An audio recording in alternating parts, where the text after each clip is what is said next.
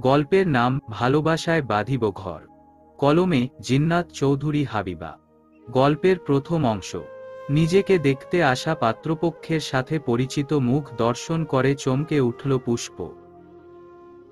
পাত্র একজন ENT specialist. আরও অবাক করার বিষয় হল পুষ্প দুবার চিকিৎসা নিতে এই ডাক্তারের কাছে গিয়েছে। ডাক্তার রাউফুন সপ্তের তাকে মনে আছে কি না জানা নেই, কেননা সে গিয়েছিল 2 বছর পূর্বে। আর একজন ডাক্তার এর কাছে দিনে কয়েক রোগী অ্যাপয়েন্টমেন্ট নিয়ে আসে। পুষ্পকে মনে থাকার কথাও না। পাত্রী দেখার পর সবার পছন্দ হলে দুজনকে আলাদা কথা বলার সুযোগ দেওয়া হলো। বর্তমানে রেস্টুরেন্টে একাকী পাত্র পাত্রী দেখা হলেও রাউফুনের মা সাফ সাফ জানিয়ে দিলেন, সে তোরা আলাদা দেখা করলে করবি, কিন্তু আমার সাথে এখন একবার পাত্রী দেখে আসবি। সব ঠিকঠাকই ছিল, মাঝে বিপত্তি ঘটালো রাউফুনের মা। পুষ্পের চাচাতো ভাইকে মুসলমানি করানো হয়েছে। ঘরে বসে থাকতে থাকতে বেচারা বিরক্ত, তাই লুঙ্গি ধরে বসার ঘরে হাঁটাহাঁটি করছে। পুষ্পের চাচি ধমক দিয়ে নাবিলকে বলল ঘরে বসে থাকতে। ব্যাপারটা চোখে পড়ল রাউফুনের মা রোকসানার চোখে। তিনি এবার রাউফুনের মুসলমানির সময়কার কথা জুড়ে দিলেন। রাউফুন লজ্জা পেল। মায়ের উপর মনে মনে বিরক্ত হলেও তা প্রকাশ করল না। একান্ত কথা বলার জন্য দুজনে ছাদকেই বেছে নিল। রাউফুন স্পষ্টভাষী, তাই সরাসরি প্রশ্ন করল, আমাকে কি আপনার পছন্দ হয়েছে? পুষ্প কানের পাশে কয়েক গাছি চুল গুজে নিল। মনে মনে উত্তর ঠিক করতে গিয়েও শুকনো ঠোঁটজোড়া ভিজিয়ে নিল। ডাক্তার রাউফুনের প্রশ্নের কি দেওয়া যায়? রাউফুন কিছুটা সময় নিয়েই বলল, আপনার কি অস্বস্তি হচ্ছে? তবে থাক, আপনি না হয় পরে কারো কাছে নিজের মতো জানিয়ে দেবেন। এই পর্যায়ে এসে পুষ্প জবাব দিল রিনরিনে কণ্ঠে, আপনার মধ্যে অপছন্দ হওয়ার মতো কিছুই খুঁজে পাইনি। তাছাড়া আপনাকে আমার জানা নেই। শুধু বাহ্যিক দিক দেখতে গেলে অপছন্দ করার মতো মানুষ নন আপনি। উত্তরে মুচকি হাসল রাউফুন। মেয়েটার বুদ্ধি আছে বটে, যথাযথ উত্তর দিয়েছে, হোক না সময় নিয়ে। রাউফুন সুমিষ্ট কণ্ঠে জবাব দিল, আমারও আপনাকে পছন্দ হয়েছে। সমস্যা নেই, জানাশোনা ধীরে ধীরে হয়ে যাবে। কিছুক্ষণ কথা বলে নিয়ে দুজনেই সিঁড়িঘরে পা রাখল। পুষ্প পিছিয়ে গিয়ে রাউফুনকে জায়গা করে দিল আগে যাওয়ার জন্য। রাউফুন আগেই নামল। পেছনে থেকে চিৎকারের শব্দ শুনে এগিয়ে গেল রাউফুন। বসার ঘরের অনেকেই চিৎকারের শব্দ পেয়ে দৌড়ে আসল। পুষ্প অসাবধানতা বশত সিঁড়ি থেকে পড়ে পায়ে ব্যথা পেয়েছে। তার ধারণা পা ভেঙে গুঁড়ো গুঁড়ো হয়ে গিয়েছে। বিয়ের কথাবার্তা এখনো ঠিক হয়নি, তার আগেই পা ভেঙে গেল। তার মানে বিয়েটা তার জন্য শুভ নয়। রাউফুন অনুতপ্ত স্বরে বলল, আমার উচিত ছিল আপনার পাশাপাশি হাঁটা। পুষ্পের পা ধরে চেক করতে গেলেই পুষ্প একটু পিছিয়ে যায়। ততক্ষণে সবাই এসে উপস্থিত। পুষ্পর মা এসে মেয়েকে ধরলেন। হাঁটতে পারছে না পুষ্প, তবে প্রচণ্ড ব্যথায় কাঁদছেও না। তাকে স্বাভাবিক থাকতে দেখে রাউফুন ভাবল তেমন গুরুতর কিছু হয়নি। তবুও সে লক্ষ্য করল পুষ্পকে দুপাশ থেকে দুজন ধরে ঘরে নিয়ে গেল। রাউফুনের মা কিছুক্ষণ আফসোস করলেন মেয়েটার জন্য। ডিউটি থেকে ছুটি নিয়ে নিজের বিয়ের পাত্রী দেখতে গেলেও সেখান থেকে ফিরেই আবার হসপিটালে দৌড় লাগিয়েছে রাউফুন। হসপিটালে পৌঁছে সে অবাক হল। পুষ্পকে দেখে এগিয়ে গেল। পুষ্পর চাচাতো ভাই উমায়ের বলল পুষ্পর নাকি পা মুচকে গিয়েছে। পা মুচকে গেলে সাধারণত মেয়েদের চেঁচামেচি করে সবার সেবাযত্ন নেওয়ার কথা থাকলেও পুষ্প মেয়েটা কাঁদল না। ইন্টারেস্টিং লাগলো ব্যাপারটা। এদিকে পুষ্প যেন পণ করেছে সে এই বিয়ে করবে না। একটা মেয়ে পা ভেঙে বসে আছে, অথচ তার পাশ দিয়ে হেঁটেও তাকে ধরতে পারল না।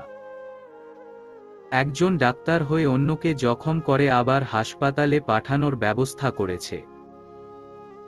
এমন মানুষকে বিয়ে করলে দেখা যাবে দুদিন পরপর তাকে হাসপাতালে দৌড়াতে হচ্ছে। পুষ্পর মোচকানো পা ঠিক হওয়ার পরই বিয়ের কথাবার্তা চলল। পুষ্প কথার ছলে জানিয়ে দিল সে এখন মোটেও বিয়ে করতে প্রস্তুত নয়। সংসার সামলানোর মতো মানসিকতা এখনো তার হয়ে ওঠেনি।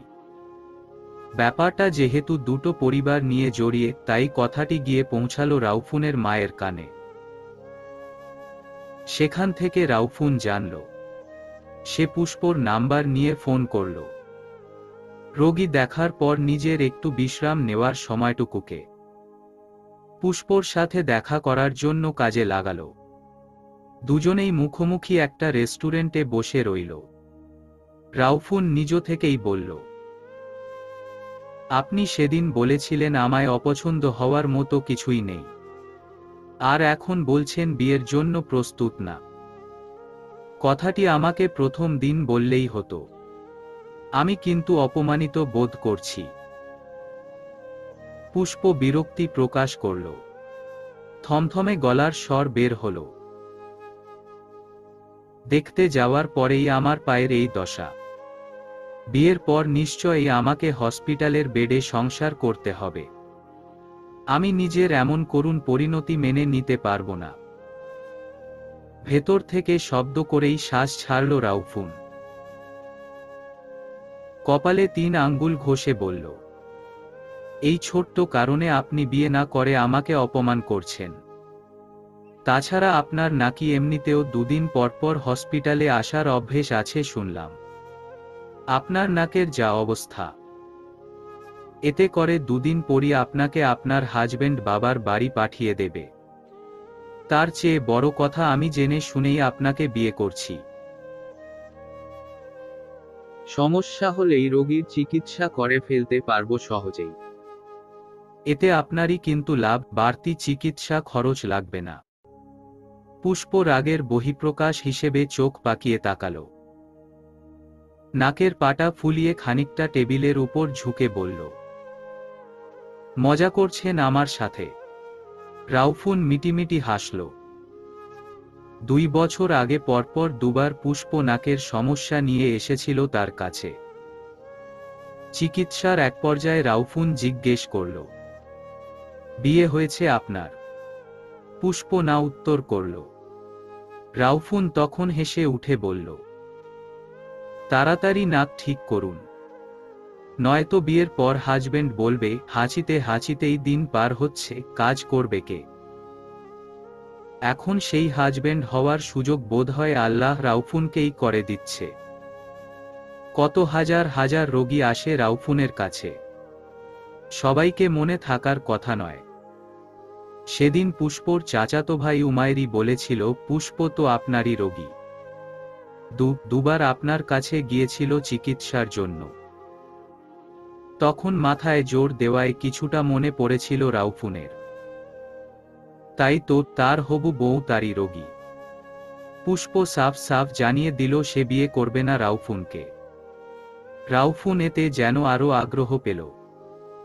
উপযুক্ত কারণ দেখালে হয়তো রাউফুন এমনি এমনি মেনে যেত, কিন্তু লেইম একটা কারণ দেখিয়ে তাকে আর তার পেশাকে অপমান করবে কেন? রাউফুন রাতে পুষ্পর পরিবারকে জানালো তাদের বিয়ে হলেও এখন পুষ্পকে সংসার করতে হবে না। পুষ্প সময় নিক, নিজেকে গুছিয়ে নিক, আর যখন মনে হবে ও সংসার করার জন্য তৈরি তখনই আসবে শ্বশুর বাড়ি। এ নিয়ে আর কারো আপত্তি রইল না। পুষ্পর দাদা গদগদ হয়ে উঠলেন। নাতনির জন্য বুঝি সঠিক পাত্র পেলেন। খাপে খাপ মাইনকার বাপ। এবার আর পুষ্প তিরিংবিরিং করতে পারল না। কারো সাথে না পেরে অগত্যা বিয়ের জন্য প্রস্তুত হল। এসব কিছুর মাঝে তার একজন মানুষকে খুব মনে পড়ল। মানুষটি যদি তাকে একটু ভালোবাসত তবে কি হতো? একটু ভালোবাসা কি বেশি কিছু? লম্বা এক দীর্ঘশ্বাসে বুক ভার হল পুষ্পর। ভাবনার মাঝেই রেহানা খালা এসে বারান্দায় হাজির হলেন। চোখ মুখ দেখে মনে হচ্ছে এই মুহূর্তে তিনি পেটের কথাটুকু উগলে দিতে না পারলে শান্তি পাবেন না। পুষ্প বলল, খালা যা বলতে এসেছো বলে ফেলো। রেহানা এদিক ওদিক তাকিয়ে ফিসফিস করে বলল, আম্মা জান হুনো, তুমি ওই বাড়িতে বিয়া কইরো না, তাদের গ্যাস ছাড়ার অভ্যেস আছে। পুষ্প অবাক হয়ে বলল, গ্যাস ছাড়ার অভ্যেস আছে মানে কি? রেহানা খালা বললেন, পাত্রের লগে যে ব্যাডা লোকটা আইছিল না, হেউ ভুস ভুস করে গ্যাস ছাড়ে। পুষ্প বলল, আশ্চর্য, গ্যাস তো সবাই ছাড়ে, এতে অবাক হওয়ার কি আছে? রেহানা খালা মুখে কাপড় দিয়ে লজ্জা পাওয়ার ভঙ্গিতে বললেন, আমি মনে করছিলাম যারা অফিস আদালতে কাম করে তারা গ্যাস ছাড়ে না। রেহানা খালার আজগুবি কথায় খুব হাসি পেল পুষ্পর। উনি মাঝে মাঝেই আজগুবি চিন্তাধারা নিয়ে তার কাছে আসে। বাড়িতে রান্নাবান্নার কাজের পাশাপাশি রেহানা খালা যেন এই বাড়ির একজন সদস্য হয়ে উঠেছেন। খুব বেশি আয়োজন না করেই পরিবারের কিছু মানুষের উপস্থিতিতে বিয়েটা হয়ে গেল। বিয়ের পরপরই পুষ্প ঘরের দরজা বন্ধ করে দিল। রাউফের সাথে কথা বলল না। সবাই থাকতে বললেও রাউফ হসপিটালের তারা দেখিয়ে সেই রাতটুকু থাকল না। বলতে গেলে পুষ্পর ইচ্ছের বিরুদ্ধে গিয়ে থাকতে চাইল না। দুদিন পরে পুষ্পের জ্বরের খবর পেয়ে সব ছেড়ে ছুড়ে রাউফুন পুষ্পদের বাসায় এসে উঠল। অস্থির হয়ে বলল, একি পুষ্প, তুমি জ্বর কেমন করে বাঁধিয়ে ফেললে? নাকের অ্যালার্জিটা বাড়লে না হয় আমি চিকিৎসা করতাম, কিন্তু আমি তো শুধু জ্বরের চিকিৎসা পারি না। সবার সামনেই কথাগুলো বলল রাউফ। লজ্জায় পুষ্পের মাথা কাটা যাচ্ছে। এই লোক বিয়ে হতে না হতেই তাদের বাড়িতে উঠে বসে আছে, আবার আপনি থেকে সুরসুর করে তুমিতে নেমে গিয়েছে। সবাই মুখ চেপে হাসল। একে একে ঘর ছেড়ে বেরিয়ে যেতেই পুষ্প কপট রাগ দেখিয়ে বলল, আপনাকে এখন কে আসতে বলেছে? রাউফুন বলল, তুমি কি রাগ করেছ আমি এ দুদিন আসিনি বলে? আচ্ছা, এখন থেকে রোজ আসব, তোমাকে দেখে যাব, দয়া করে রাগটা একটু কমাও। পুষ্পর কপাল চাপড়াতে ইচ্ছে করছে। মনে মনে বলল, হায় আল্লাহ, কোন পাগলের পাল্লায় পড়লাম। বোঝালাম কি আর এই লোক বলছে কি? এটা আসলেই ডাক্তার নাকি মানসিক রোগী? রাউফুন ঠিক করল আজ রাতটুকু শ্বশুর বাড়িতেই কাটাবে। রাউফুন ওয়াশরুম থেকে এসে খুঁটি গেড়ে বসে রইল। বাড়ির জামাই রাতটুকু থাকবে বলে সবাই রান্নার কাজে ব্যস্ত হয়ে পড়ল। রাউফুনকে বসে থাকতে দেখে পুষ্প বলল, আমার জ্বর শুনে এসেছেন? আমাকে দেখা শেষ, তাহলে এখনো বসে আছেন কেন? নিজের বাসায় যান, আপনার ডিউটি নেই, রোগীরা আপনার জন্য বসে আছে, যান। রাউফুন চোখ মুখ কুঁচকে নিল। কথাটি তার মোটেও পছন্দ হয়নি। অবাক হওয়ার সুর তুলে বলল, আমাকে দেখে তোমার এতই দায়িত্ব জ্ঞানহীন মনে হয়? আমার বউ জ্বরে মরে যাচ্ছে, তাকে ফেলে আমি কিভাবে হসপিটালে যাব? আমি প্রথমবার তোমাকে বুদ্ধিমতী ভাবলেও এখন মনে হচ্ছে তুমি মাথা মোটা। তেতে উঠল পুষ্প। এই মানসিক রোগী বলে কি? সে নাকি মাথা মোটা? দাঁত কিরমির করে বলল, আপনি এখানে থেকে কোন রাজকার্য উদ্ধার করে ফেলবেন শুনি? আপনি এমন ভাব ধরছেন যেন আপনি থাকলেই আমি সুস্থ হয়ে যাব। রাউফুন জবাব দিল না।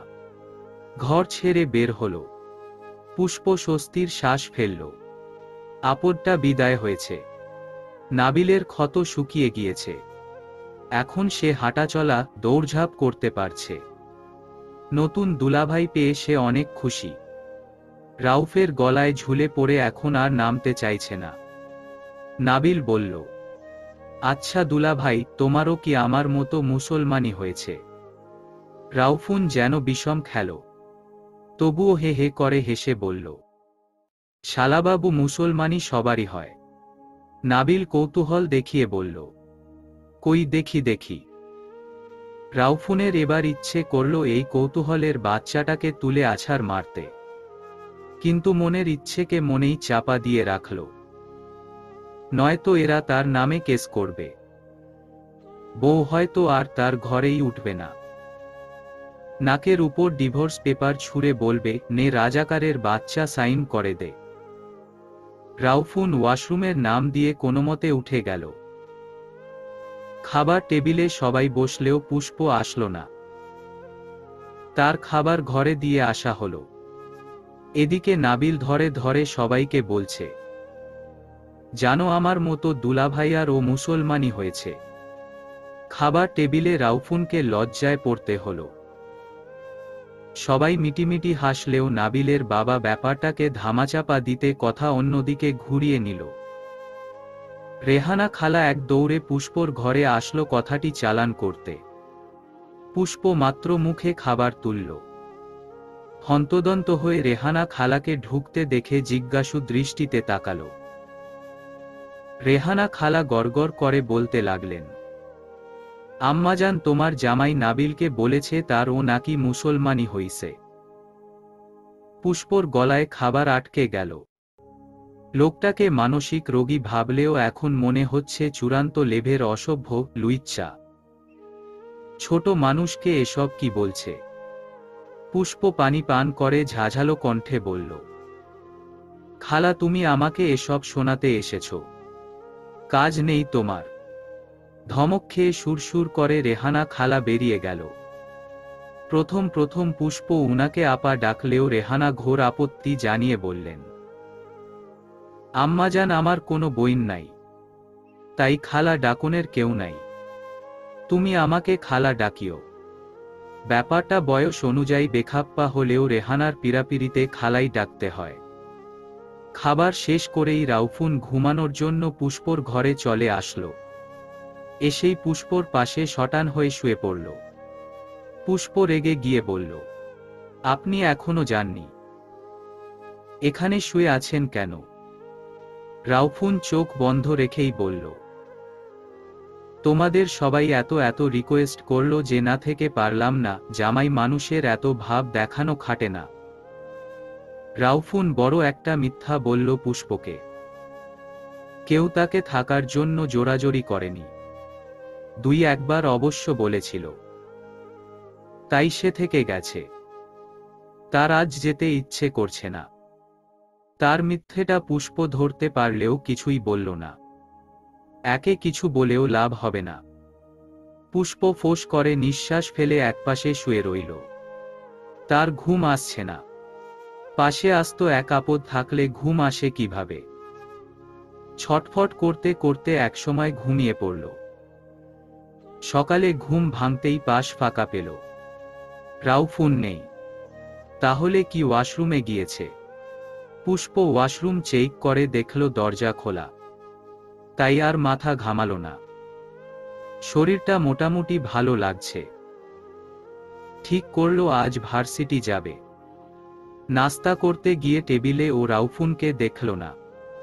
নাবিলের বাবা মানে পুষ্পর ছোট চাচা জিজ্ঞেস করলেন, কি ব্যাপার, জামাই কোথায়?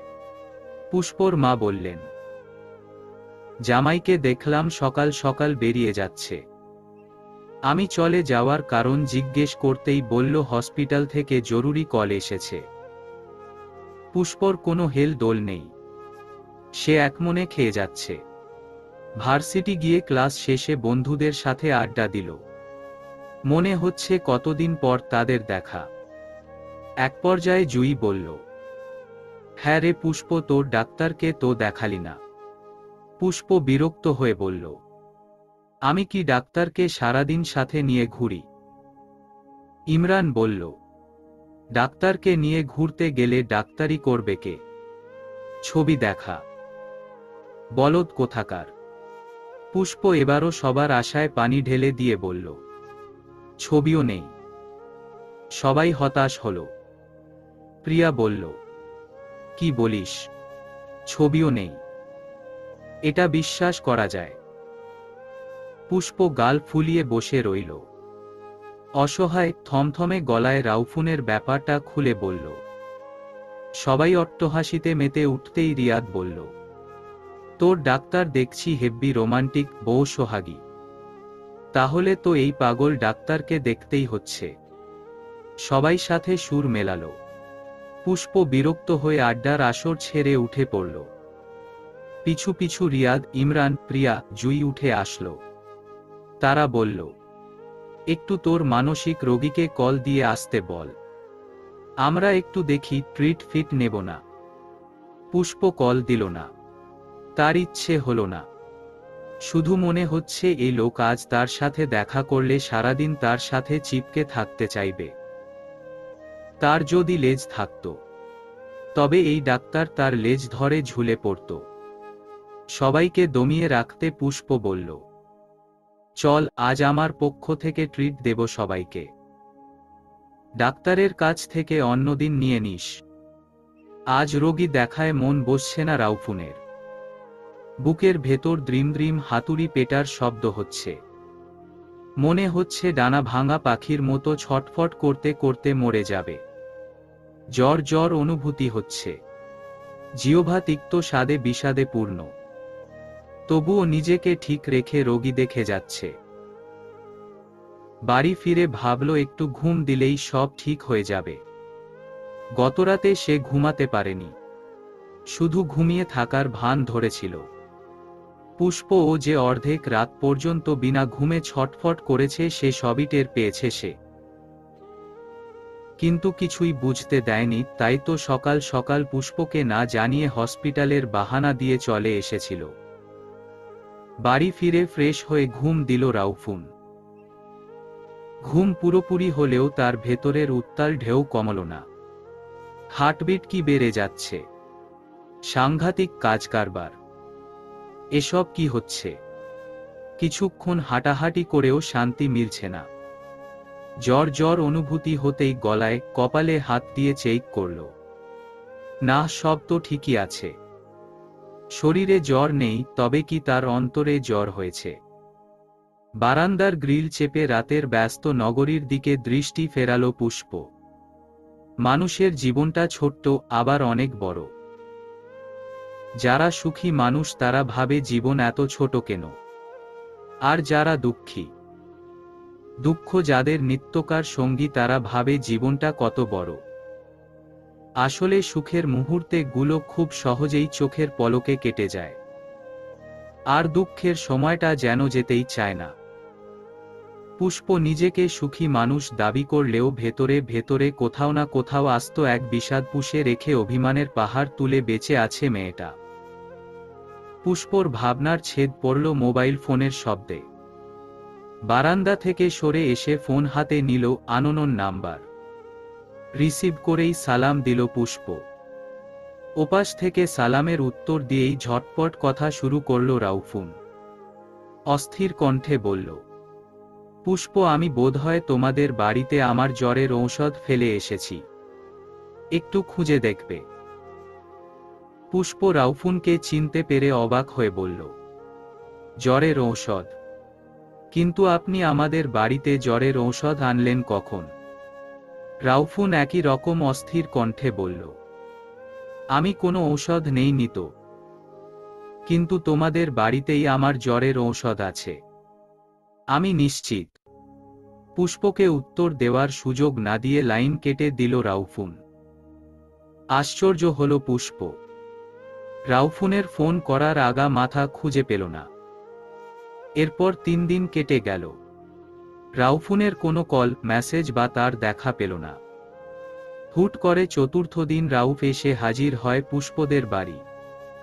পুষ্পর উপন্যাস পড়ার নেশা হলেও একাডেমিক বইগুলো তেমন ছুঁয়ে দেখা হয় না। আজ একাডেমি বই নিয়েই বসল। পড়তে পড়তেই বসার ঘর থেকে শোরগোলের শব্দ ভেসে আসলো। সবার সাথে রাউফুনের ভারী কণ্ঠস্বর চিনতে অসুবিধে হল না পুষ্পর। লজ্জায় তার মাথা হেঁট হয়ে যাচ্ছে। রাউফুনের এত আসা যাওয়াতে সবাই কি ভাববে? সে কি এখনো একবারও শ্বশুর বাড়ি গিয়েছে? অথচ বিয়ের পর এ নিয়ে দুবার শ্বশুর বাড়ি আসলো রাউফুন। পুষ্পর আর পোড়ায় মন বসল না। ঘরেই পায়চারি করল কিছুক্ষণ। রোগী দেখা শেষ করেই রাউফুন এখানে চলে এসেছে। একটিবারও পুষ্পর কথা জিজ্ঞেস করেনি। ভাবখানা এমন যেন সে পুষ্পকে চেনেই না, এ বাড়িতে এমনিতেই আসা। অথচ ভেতরে ভেতরে লাফিয়ে ওঠা হৃদযন্ত্রটাকে চেপে ধরে বলছে, ভাই একটু থামো, আর একটু অপেক্ষা কর।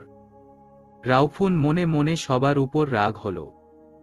কি আশ্চর্য, কেউ একবারও তাকে পুষ্পর ঘরে যেতে বলল না কিংবা পুষ্পকে ডেকে দিল না। অথচ কেউ এতটা ফর্মালিটির আশায় বসে নেই। সবাই ভাবছে বাড়ির জামাই যখন ইচ্ছে আসবে, যখন ইচ্ছে তার বউয়ের সাথে দেখা করবে। এদিকে আতঙ্ক বাড়াতে নাবিল এসে হাজির। এই কৌতূহলের বাচ্চাকে বিশ্বাস নেই, কখন কৌতূহলের জোরে উল্টোপাল্টা কিছু জানতে চায়। সে এসেই দুলাভাইয়া বলে গলায় ঝুলে পড়েছে। খাবার সময়ে পুষ্পর সাথে দেখা হলেও কথা হলো না।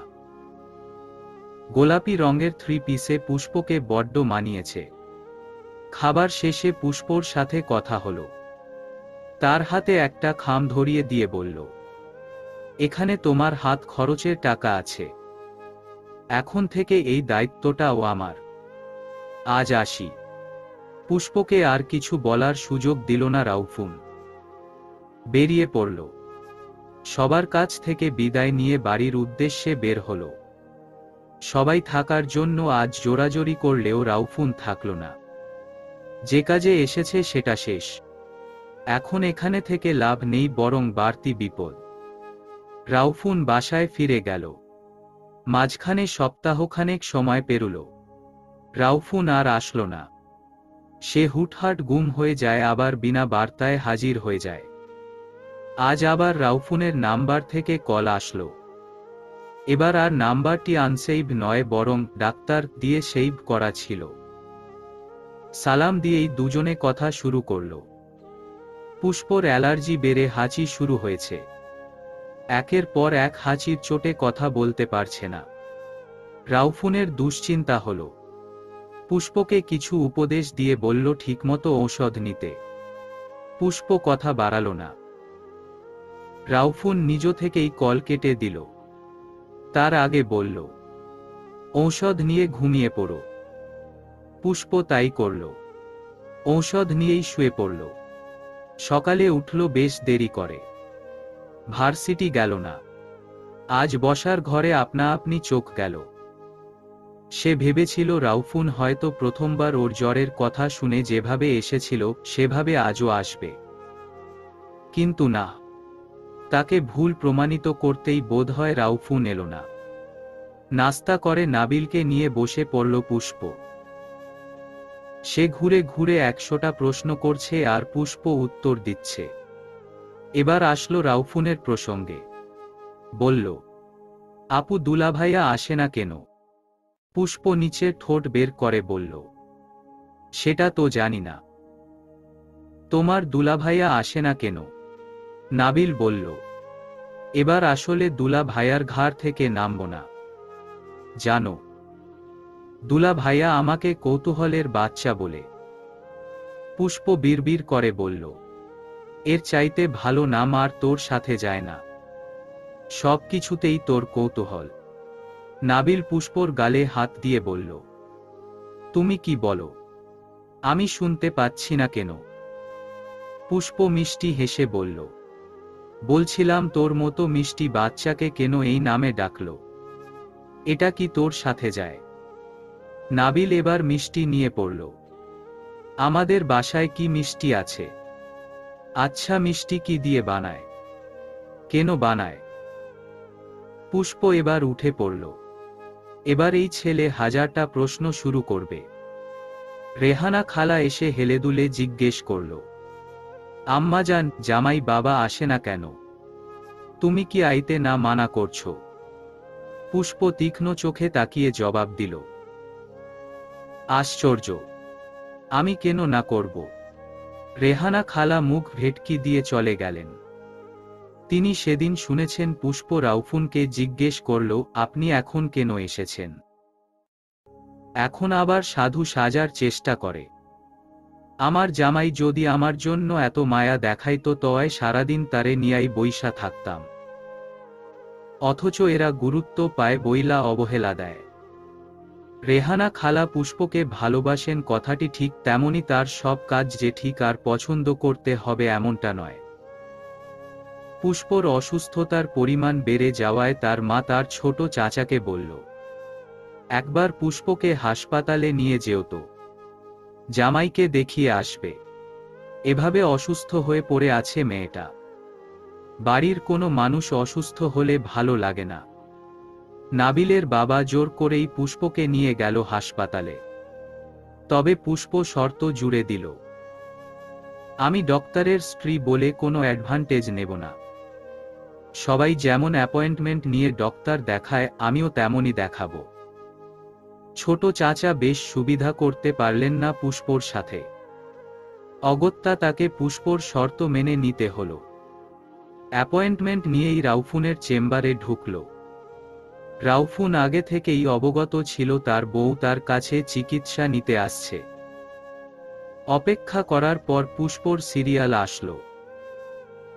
সাথে নাবিলের বাবাও প্রবেশ করলেন। পুষ্পকে বসিয়ে দিয়ে তিনি বাইরে চলে গেলেন। হাসপাতালের কাছেই উনার একজন বন্ধু আছেন, তার সাথে গুরুত্বপূর্ণ কাজ আছে। রাউফুন বলল, তুমি অ্যাপয়েন্টমেন্ট নিয়ে আসতে গেলে কেন? তুমি যখন তখন এসেই এখানে প্রবেশ করতে পারো। এত কষ্ট করার কি দরকার ছিল? পুষ্প বলল, অন্য ডাক্তার দেখালেও আমাকে অ্যাপয়েন্টমেন্ট নিতে হতো। নিজেদের মধ্যে সম্পর্ক থাকলেই কি অ্যাডভান্টেজ নিতে হবে? রাউফুন নিঃশব্দে হাসল। পুষ্পর থুতনিতে হাত রেখে নাকের ভেতর আলো দিয়ে পজিশন দেখার চেষ্টা করল। এমন সময় আকাশ পাতাল কাঁপিয়ে পুষ্পর হাঁচি আসল। রাউফুনের হাতের আলো ঝালানো যন্ত্রটা নিচে পড়ে গেল ধপ করে। সে সকৌতুকে বলল, তোমার হাঁচির বেশ জোর আছে দেখছি। কোনোদিন আবার হাঁচি দিয়ে আমাকে উড়িয়ে ফেলো। লজ্জা পেয়ে হেসে দিল পুষ্প। হাঁচি আসার আর সময় পেল না। রাউফুন রোগর করে বলল, বিয়ের পর আজ প্রথম বোধহয় একটু হাসলে। পুষ্প কিছু বলল না। রাউফুন ফের নিজের কাজে মগ্ন হল। নাক দেখে কিছু ঔষধ লিখে দিল। পুষ্পকে বসিয়ে রেখেই পরপর আরো কয়েকটা রোগী দেখল। এদিকে পুষ্পর চাচা আসার খবর নেই। এবার রোগী হচ্ছে একটা বাচ্চা ছেলে, যার কানের পর্দা পচে গিয়ে দুর্গন্ধ ছড়িয়েছে। অপারেশন লাগবে। তবে অপারেশনের জন্য বাচ্চাটা এখনো উপযুক্ত নয়। আরেকটু বয়স বাড়তে হবে।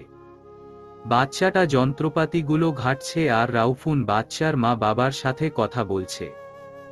বাচ্চাটির বাবা একটা ধমক দিল বাচ্চাকে। রাউফুন বলল, বাচ্চাদের বুঝিয়ে বলুন। অযথা ধমক দেয়া, মারধর করা উচিত নয়। এতে তাদের উপর মানসিক চাপ পড়ে। এর মাঝেই বাচ্চাটি বলল, আম্মু আমাকে প্রায়ই মারে, আবার আব্বুকেও মারে। আচ্ছা, আম্মুর মতো আপনার বউও কি আপনাকে মারে? পুষ্প ঠোঁট টিপে হাসল। রাউফুন সেটা লক্ষ্য করে পুষ্পকে দেখিয়ে বলল, তুমি না হয় জিজ্ঞেস করে নাও সে আমাকে মারে কিনা। বাচ্চাটি সেটাই করল। বলল, তুমি কে ডাক্তারকে মারো? পুষ্প ইনোসেন্ট ফেস করে বলল, একদমই না। আমি কি পচা? তাহলে কেন ডাক্তারকে মা রব? বাচ্চাটি বলল, তাহলে কি আমার আম্মু পচা? তাদের আর কথা বলার সুযোগ হল না। বাচ্চাটিকে নিয়ে তার বাবা মা বেরিয়ে গেল। পুষ্প আড়মোড়া ভেঙে বলল, সারাদিন বসে বসে রোগী দেখেন, আপনার একঘেয়েমি লাগে না? রাউফুনের বলতে ইচ্ছে করল, তুমি ছিলে বলে আমার একটুও একঘেয়েমি আসেনি। তুমি কি প্রতিদিন আমার চেম্বারে এসে বসে থাকবে? কিন্তু মুখে বলল অন্য কথা।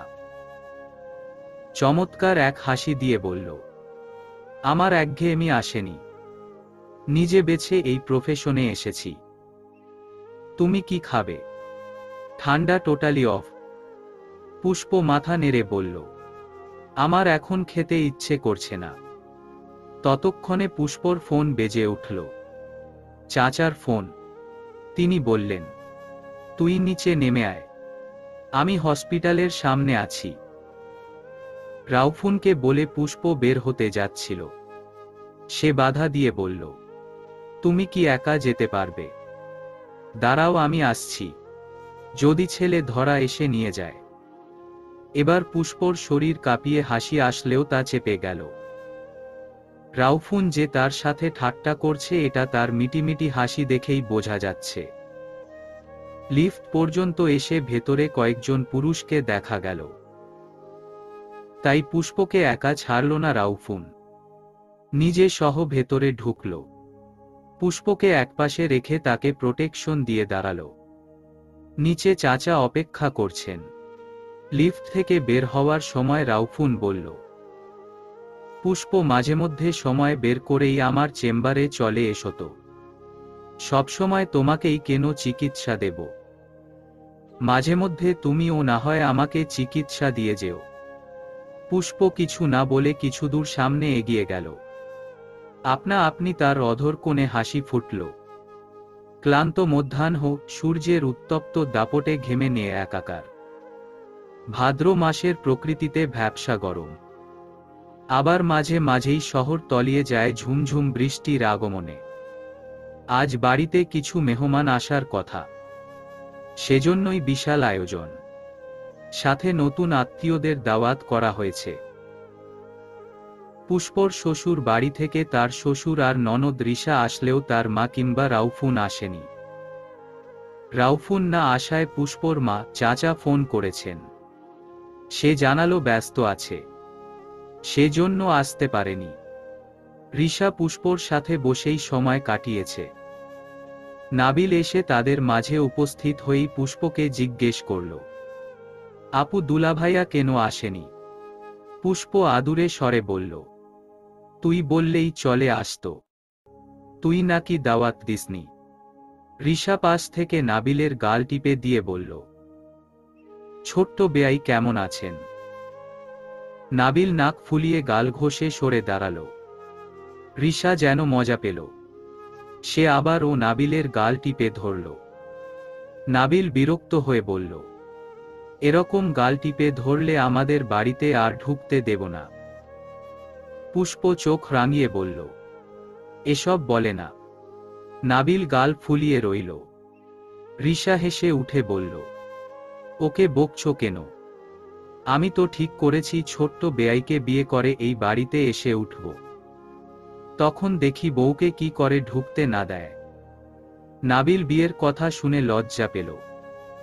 মা বলেছে বিয়ের কথা বলতে নেই, তাই লজ্জা পেয়ে বলল, আমি এখনো ছোট।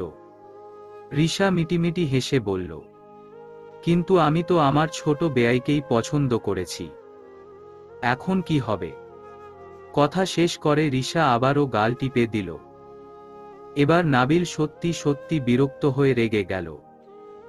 গালে হাত দিয়ে আঙ্গুল উঁচিয়ে বলল, একেবারে খাটের নিচে বেঁধে রাখব। কতগুলো তেলাপোকা ছেড়ে দেব তোমার গায়ে, আর আমার গাল ধরবে না। গাল টিপে দিলে গাল শক্ত হয়ে যায়। রিশা হাসতে হাসতে পুষ্পর খাটে শুয়ে পড়ল। সাথে পুষ্প হাসছে, যে নিজেই তেলাপোকা ভয় পায় বলে। তার মা বোতলে তেলাপোকা সংরক্ষণ করে তাকে ভয় দেখিয়ে ভাত খাওয়ায়, আর সে কিনা রিশার গায়ে তেলাপোকা ছাড়বে। নাবিল রাগ করেই বেরিয়ে গেল। মেহমানরা বিকেল সময়েই চলে গেল। সবাই রিশাকে থাকার জন্য জোর করলেও সে থাকল না। ক্লাস মিস দিতে চায় না, তাই বাবার সাথেই ফিরে গেল। সন্ধ্যার পর পুষ্প রাউফুনকে কল দেবে কি দেবে না ভেবে দোটানায় পড়ে রইল। শেষে সমস্ত জোরতা কাটিয়ে রাউফুনের নাম্বারে ডায়াল করল। কল করে সে একচোট হতাশ হল। রাউফুন কল ধরল না। পরপর 3বার কল দেওয়ার পরও কল ধরল না। পুষ্প ফোন রেখে বারান্দায় গিয়ে দাঁড়ালো। সবার সাথেই রাতের খাবার খেয়ে ঘরে আসলো। হুট করেই আজ বিনা বার্তায় বৃষ্টি শুরু হলো। একেবারে ঝুম বৃষ্টি।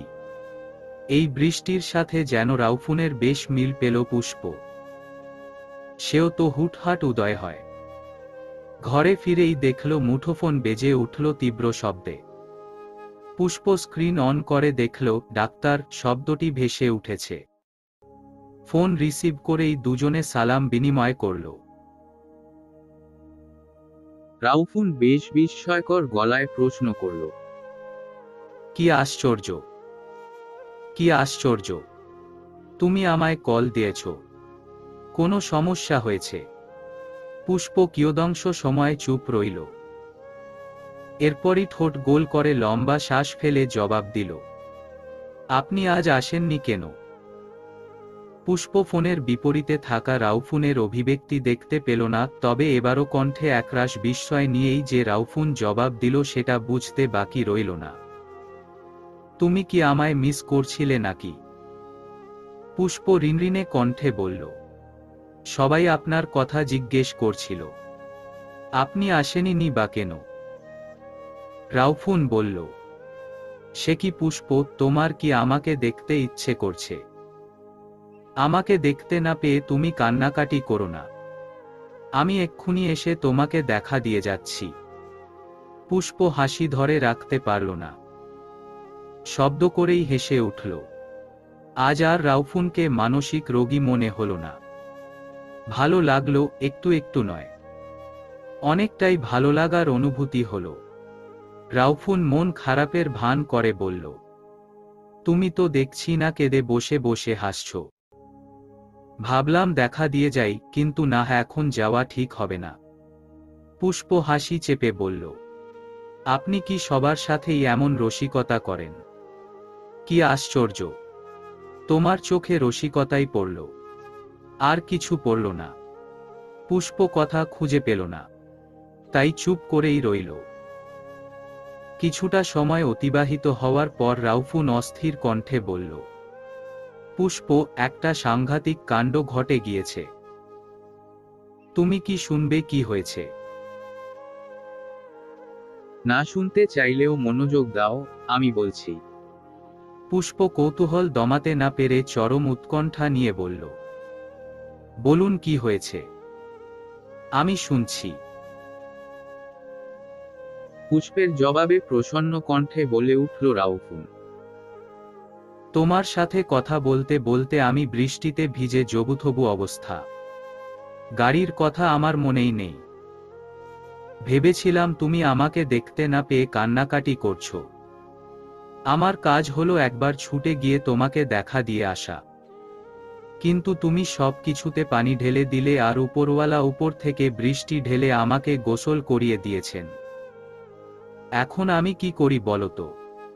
পুষ্প ভাবল সিরিয়াস কিছু, কিন্তু না। এই লোক সব সময় মজা করার মুড নিয়ে থাকে। মনে মনে বলল, একবার মাটিতে গড়াগড়ি খান। কিন্তু মুখে বলল, আপনি কি আমাদের বাসায় আসবেন? নাবিল বারবার আপনার কথা জিজ্ঞেস করেছিল। রাউফুন বলল, নাবিলের নাম কেন দিচ্ছ? আমি বুঝতে পারছি তুমি আমাকে দেখতে চাইছো। ব্যাপার না। তাছাড়া আজ রাতে আমার জ্বর আসতে পারে। জ্বরের ঔষধ খুঁজে রেখো। পুষ্প রাগ দেখাতে গিয়েও নিঃশব্দে হাসল। এতটা গুরুত্ব পাওয়া কি তার ভাগ্যে ছিল? গুরুত্বহীন জীবন পার করতে করতে এই গুরুত্ব দেওয়া মানুষটিকে আঁকড়ে ধরতে ইচ্ছে হল। সে নিশ্চিত রাউফুন এখানেই আসছে। লাইন কেটে ঘরের এলোমেলো জিনিসগুলো গুছিয়ে নিল। বারান্দায় দাঁড়িয়ে অপেক্ষা করতে লাগলো রাউফুনের গাড়ির। বৃষ্টি একেবারে কমে এসেছে। নিচ থেকে ধপাস করে কিছু পড়ার আওয়াজ শুনল পুষ্প। অন্ধকারে কিছু ঠাউর করা যাচ্ছে না। তখনই বিদ্যুৎ চমকালো। ক্ষণিকের জন্য চারপাশ দিনের আলোর মতো প্রভা ছড়িয়ে অন্ধকারে তলিয়ে গেল। এর মাঝেই পুষ্প দেখে নিল নিচে রেহানা খালা পড়ে আছে। সে ছুটে বাইরে গেল রেহানা খালাকে তুলতে। এই বাড়ির মানুষগুলো বৃষ্টির পানিতে চা খেতে খুব পছন্দ করে। রেহানা খালা একটা বালতি রেখেছেন বাইরে। বৃষ্টি কমে আসায় বের হলেন। যাতে পানিতে ময়লা না পড়ে সেজন্য ঢাকনা দিতেই বেরিয়েছেন। কে জানতো বাইরে এসে পা পিছলে পড়বেন। তাও আবার পড়ার পরপরই বিদ্যুৎ চমকে উঠল। তাই রাগে দুঃখে বলে উঠলেন, খোদা ফেলেও দেয়, আবার লাইট মেরেও চায়। পুষ্প এসেই রেহানা খালাকে টেনে তুলল। খালা, আপনি পড়লেন কিভাবে? রেহানা খালা প্রচণ্ড রেগে বললেন, এখন আবার পইরা যাইয়া দেখাই। এই বাড়িতে আর কাম করুম না। এদের কাছে আমার গুরুত্ব নাই। রাতবিরেতে পানির জন্য বাইরে পাঠায়। মুখ ঝামটা মেরেই রেহানা খালা খুঁড়িয়ে খুঁড়িয়ে ভেতরে চলে গেলেন। অথচ তিনি নিজ থেকেই সবার পছন্দ অপছন্দ খেয়াল রেখে পানিতে ঢাকনা দিতে এসেছেন। সকালে সবার সাথে এক দফা রাগ দেখাবেন। আবার কে কি খাবে? সবার পছন্দ মতো রান্নায় বসে যাবেন। হাসল পুষ্প। মানুষটি উপরে কত রাগ দেখায়, অথচ ভেতরে ভেতরে সে আস্ত হাওয়াই মিঠাই। যেন মুখে দিলেই গলে গিয়ে নাই হয়ে যায়। রাউফুন ফিরেই দরজায় বেল বাজালো। পুষ্প এসে দরজা খুলেই অবাক হল। হতবিহ্বল চাহনিতে তাকিয়ে দেখল রাউফুনের পুরো শরীর শুকনো। তাহলে ভিজল কখন? রাউফুন হালকা হেসে বলল, আসার পথেই জামাকাপড় শুকিয়ে গিয়েছে। পুষ্পর তীক্ষ্ণ চোখজোড়া বলে দিচ্ছে সে কথাটি বিশ্বাস করেনি। রাউফুন একবার আগাগোড়া পুষ্পকে দেখে নিয়ে বলল, সে কি পুষ্প? আমি তোমায় জ্বরের জন্য নাপা ট্যাবলেট খুঁজে রাখতে বলেছি। তুমি সেজেগুজে কোন ঔষধ তৈরি রেখেছ। যদি আজ রাতে আমার অসুখ হয় তবে ঔষধ ছাড়া নিস্তার নেই বলে দিলাম। রাউফুনের ইঙ্গিত বুঝতে পেরে দরজা থেকে সরে দাঁড়ালো পুষ্প। একটা নতুন জামাই তো পড়েছে। এখানে সাজগোছের কি দেখল এই ডাক্তার? এই লোক মানুষকে লজ্জায় ফেলতে ওস্তাদ। সে আর দাঁড়ালো না। রাউফুনকে ফ্রেশ হতে বলে খাবার গরম করতে চলে গেল। ফ্রেশ হয়ে এসেই রাউফুন আগে জিজ্ঞেস করল, তুমি খেয়েছ? পুষ্প মাথা দুলিয়ে জানালো সে খেয়েছে।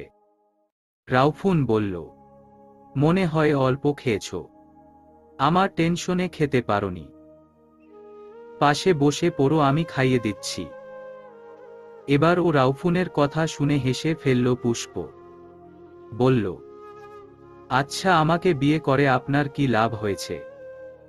রাউফুন খাবারে হাত চালাতে চালাতে বলল, গোপন সূত্রে জানা গেছে তুমি নাকি খুবই ভালো আয়রন করতে জানো। আমার গাদা গাদা শার্ট আয়রন করার জন্যই তোমাকে বিয়ে করেছি। পুষ্প ঠোঁট বাঁকিয়ে হেসে বলল, আয়রনের পাশাপাশি পোড়াতেও জানি।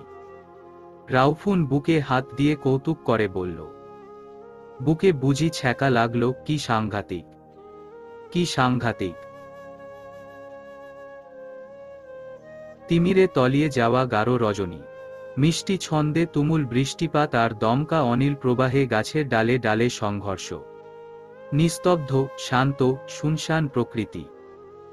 ঘুমাতে যাওয়ার সময় রাউফুন বাধা দিয়ে বলল, শোয়ার আগে নাকে স্প্রে করে নাও, নয়তো তোমার হাঁচির প্রবল আঘাতে আমি আজ উড়ে যাব। পুষ্প তেতে উঠে বলল, জেনে শুনেই তো বিয়ে করেছেন, এখন না চাইলেও সহ্য করতে হবে। তারপরই নীরব রইল। নীরবতা কাটাতে রাউফুনি বলল, জানো, আজ আমার বিয়ের প্রস্তাব এসেছে। পুষ্প হালকা ঘাড় কাত করে রাউফুনের দিকে ফিরে শুল। অতঃপর চোখ ছোট করে বলল, তো আপনি কি বলেছিলেন? রাউফুন বলল, আমি তো বলে দিয়েছি আমি বিবাহিত, কিছুদিন পর বাচ্চা কোলে করে নিয়ে আপনাকে দেখাবো। পুষ্প কাঁথা মুড়ে ওপাশ ফিরে গেল। জীবনে সে এমন লজ্জার মুখোমুখি হয়নি, বিয়ের পর যতবার হয়েছে। পুষ্পকে ভরকে দিতে পেরে মিটিমিটি হাসল রাউফুন। সে মাথা ঘোরাল না, পুষ্পর দিকে চেয়েই শুয়ে রইল। মাঝরাতে একটু বেশি ঠান্ডা অনুভূত হওয়ায় দুজনই গা ঘেঁষে ঘুমালো। রাউফুনের ঘুম পাতলা, কাছাকাছি আসতেই সে টের পেল। ইচ্ছে করেই আরেকটু গা ঘেঁষে পুষ্পর গায়ে এক হাত রেখে দিল। সুযোগ বুঝে টুপ করে একটা চুমু খেয়ে নিল পুষ্পর গালে। সকালে ঘুম ভেঙেই পুষ্প দেখল রাউফুন তার গায়ের উপর এক হাত তুলে আরামসে ঘুমাচ্ছে। হাত সরাতে গেলেই রাউফুন চোখ বুজে রেখেই বলল, রাতে তুমি যা লাফালাফি করো না। ভাগ্যিস আমি এক হাতে ধরে রেখেছিলাম, নয়তো সকালে নিজেকে খাটের নিচে দেখতে পেতে। ঘুম থেকে উঠেই বেয়াক্কেল হয়ে নির্বোধের মতো তাকিয়ে রইল পুষ্প। রাতে ঘুমের ঘোরে লাফালাফি করার রেকর্ড নেই বলে সবার কাছ থেকে এক বস্তা সুনাম কুড়িয়ে নিয়েছিল পুষ্প। কিন্তু রাউফুন 2 সেকেন্ডে সব সুনাম মিথ্যে করে দিল। সে বোকার মতো প্রশ্ন করল, আমি কখন রাতে লাফালাফি করলাম? রাউফুন বলল, ওহ, তাহলে বোধহয় আমি স্বপ্নে তোমাকে লাফাতে দেখে বাস্তবে গুলিয়ে ফেলেছি। পুষ্প ঠোঁট গোল করে লম্বা শ্বাস ফেলে মনে মনে বলল, আল্লাহ মাবুদ জানে এই ড্রামাবাজ ডাক্তারের সাথে কিভাবে সংসার করব। মুখে বেশ তাড়া দিয়ে বলল, উঠে ফ্রেশ হয়ে নিন, আপনি হসপিটালে যাবেন না। রাউফুন বিছানা ছাড়ল না, শুয়ে থেকেই বলল, আমি শুক্রবারে রোগী দেখি না, সপ্তাহে এই দিনটি পরিবারের সাথে কাটাই। তাছাড়া হসপিটালে আমি ছাড়াও আর 4 জন ইএনটি স্পেশালিস্টও আছেন। পুষ্প আর ঘাটালো না, ফ্রেশ হতে চলে গেল। রাউফুন বিছানা ছাড়ল না। সকালের ব্রেকফাস্ট তৈরি করে রোকসানা ছেলের নাম্বারে ডায়াল করলেন। প্রথমবার রিং হওয়াতেই রিসিভ হয়ে গেল। রাউফুন প্রথমেই সালাম দিল। এটা তার অভ্যেস।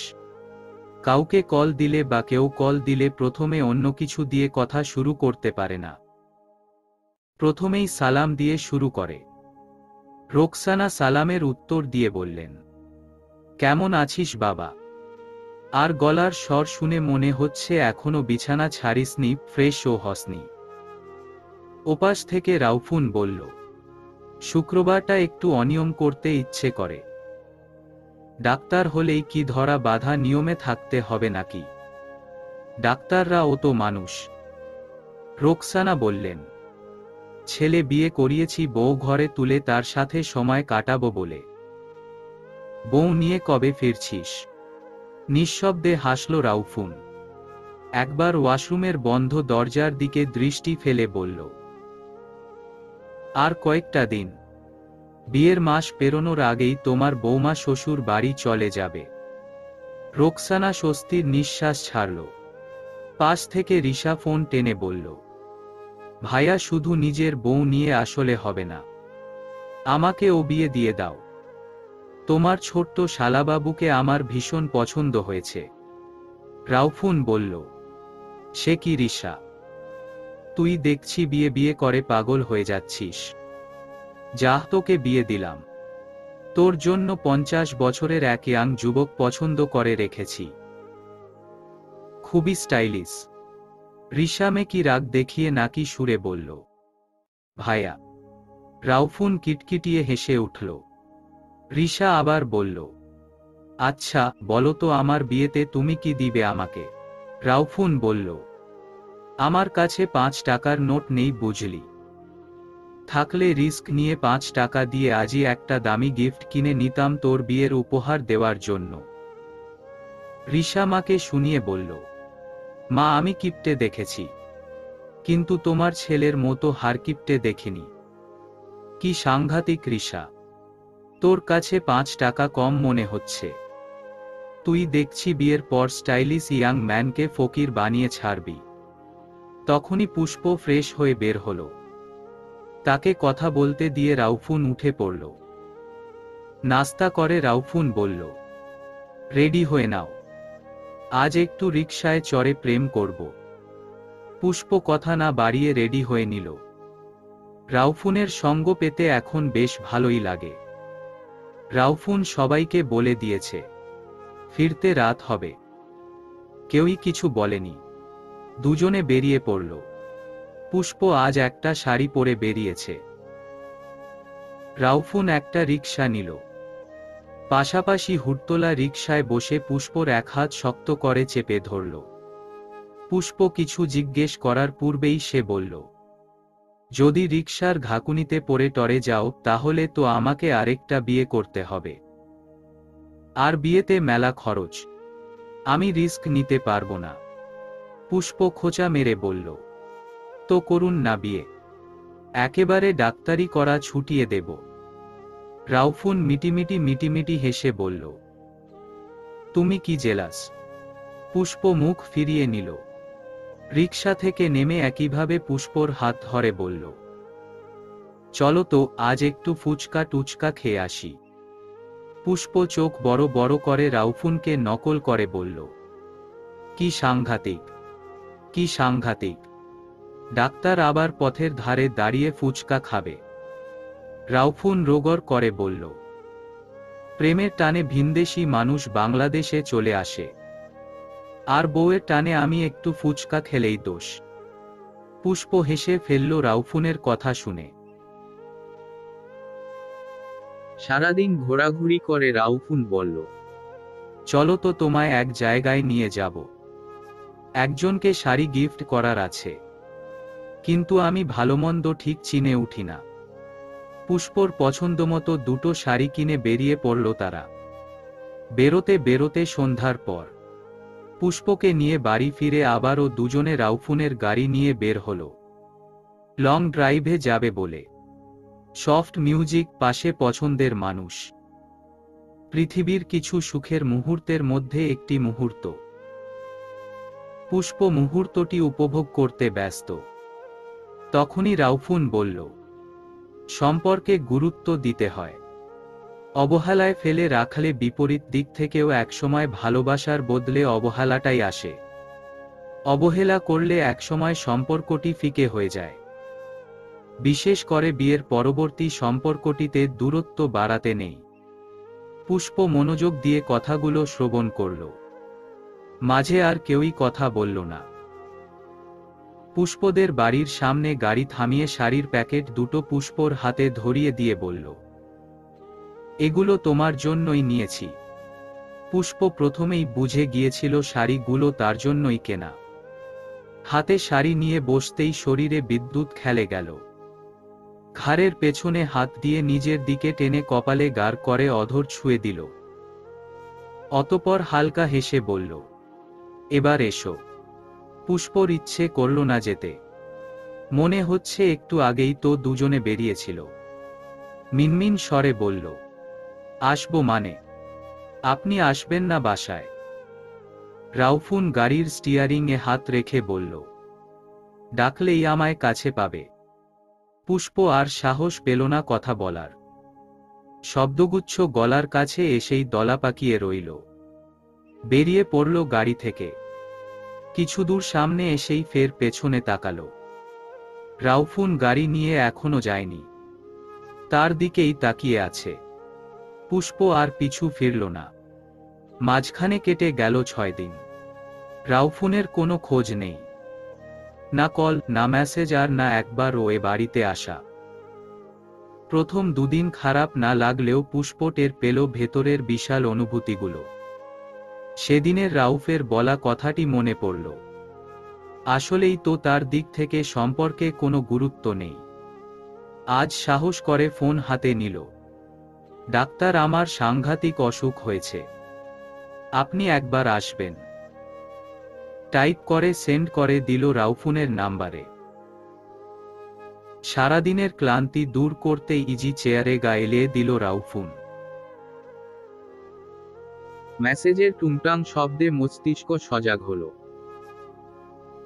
স্ক্রিনে চোখ রাখতেই পুষ্পর মেসেজের অর্ধেক দেখে বাকিটুকু দেখার জন্য ট্যাপ করল। কাঙ্ক্ষিত মেসেজ পেয়ে অধরকোণে খেলে গেল সূক্ষ্ম হাসি। বউয়ের ডাকে সাড়া দিতে এসেই চমকে গেল রাউফুন। বিড়বিড় করে বলল, কি সাংঘাতিক, কি সাংঘাতিক! বউ দেখছি আমাকে পুড়িয়ে মারার সমস্ত বন্দোবস্ত করে রেখেছে। পুষ্প মিষ্টি হেসে বলল, খাবার কি দেব? রাউফুন মেকি হেসে বলল, না থাক, আমার পেট মনে হয় ভরে যাচ্ছে। পুষ্প ঠোঁট কামড়ে হাসল।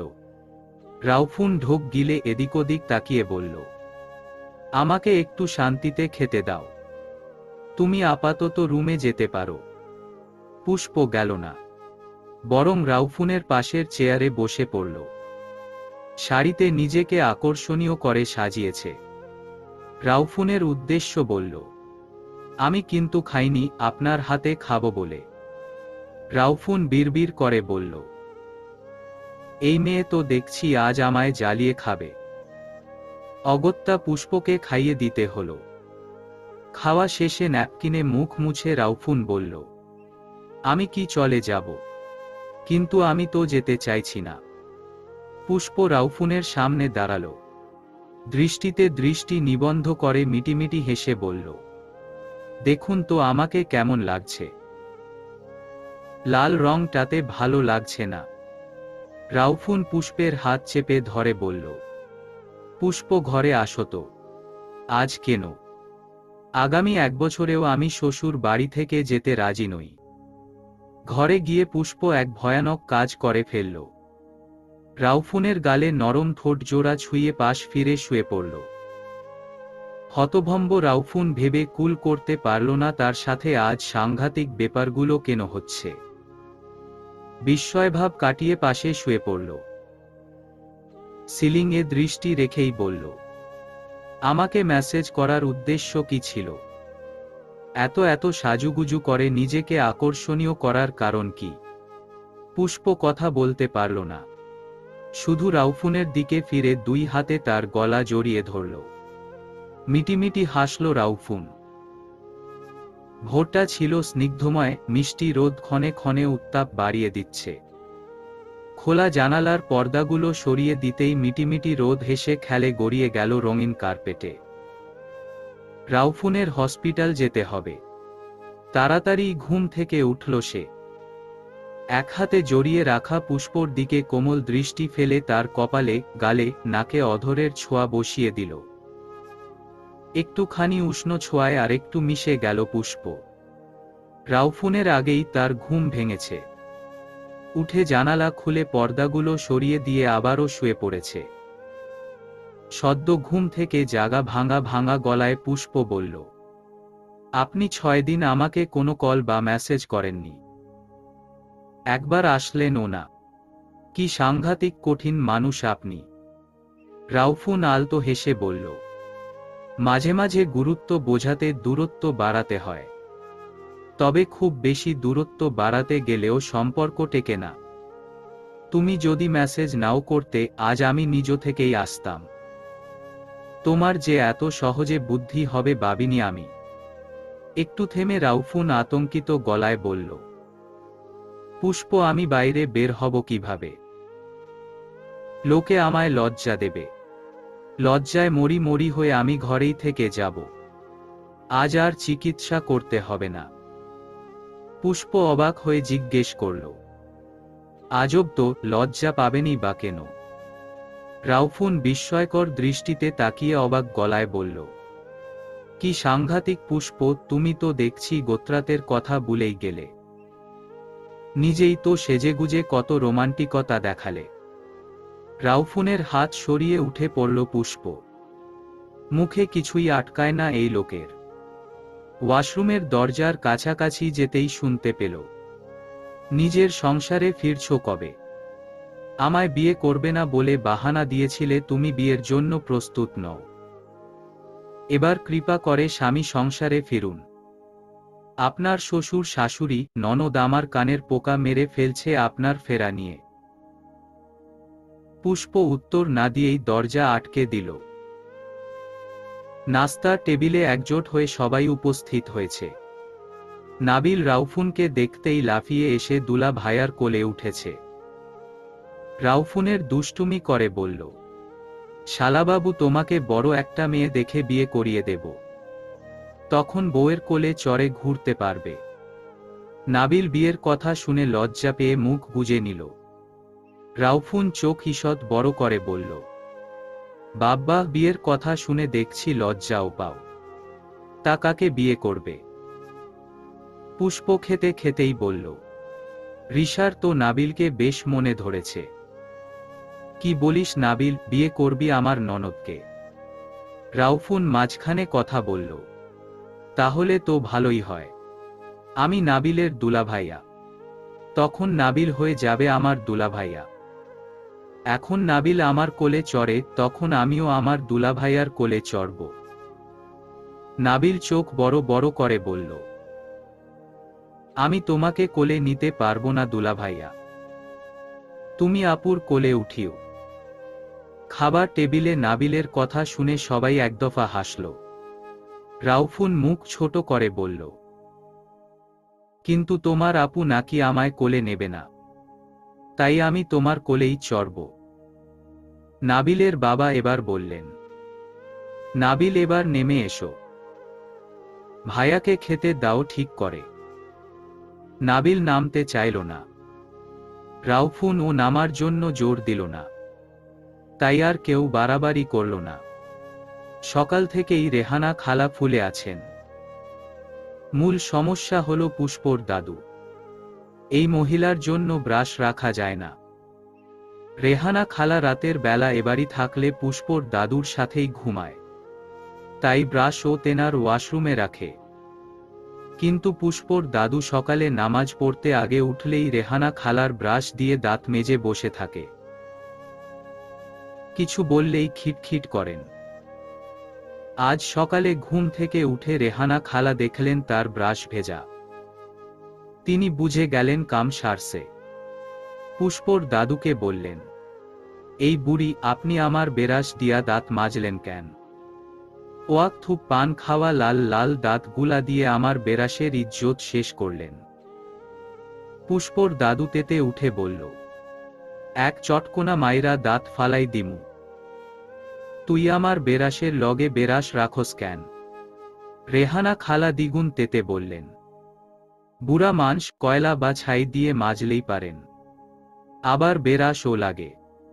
পুষ্পর দাদু লাঠি হাঁকিয়ে বললেন, তোগই খালি ব্রাশ কইতে মন চায়, আমার মন চায় না, ঘর থেইকা বাহির হ, নইলে লাঠি দিয়া বায়রাইয়া তোর কোমর ভাঙুম। রেহানা খালা ভাব দেখিয়ে বেরিয়ে এসেছেন। এ দুজন মানুষের মাঝে সাপে নেউলে সম্পর্ক।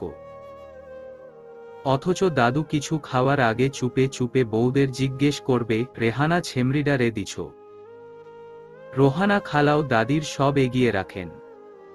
দাঁত নড়বড়ে বলে পান চিবুতে কষ্ট হয়, পানগুলো চেঁচে রেখে কৌটো ভরে রাখেন। রেহানা খালার থমথমে চেহারা নজরে পড়তেই পুষ্পর মা জিজ্ঞেস করলেন, রেহানা, কি হয়েছে তোমার? রেহানা খালা চায়ের কাপ শব্দ করে রেখেই বললেন, আপনে গো ঘরের এই আলাদিনের চেরাগের ভিড়ের জিনটা আইজ আবার আমার বেরাস দিয়া দাঁত মেজেছে। এই বাড়ি তো রাখতে হইলে আমার ঘর পাল্টান।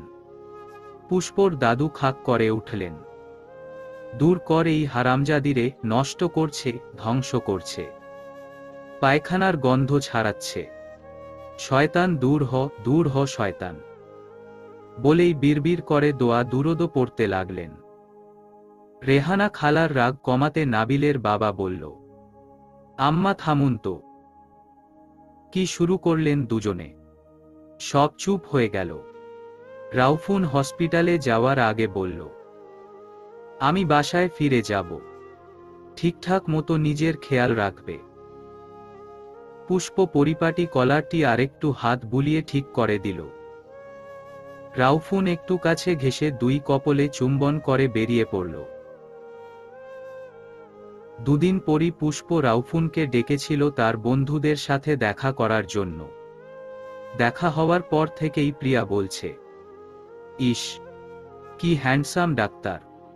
এই ডাক্তার আমার হলেও পারত। জীবনে করলাম কি? প্রথমে জাবেদ স্যারের উপর ক্রাশ খেলাম।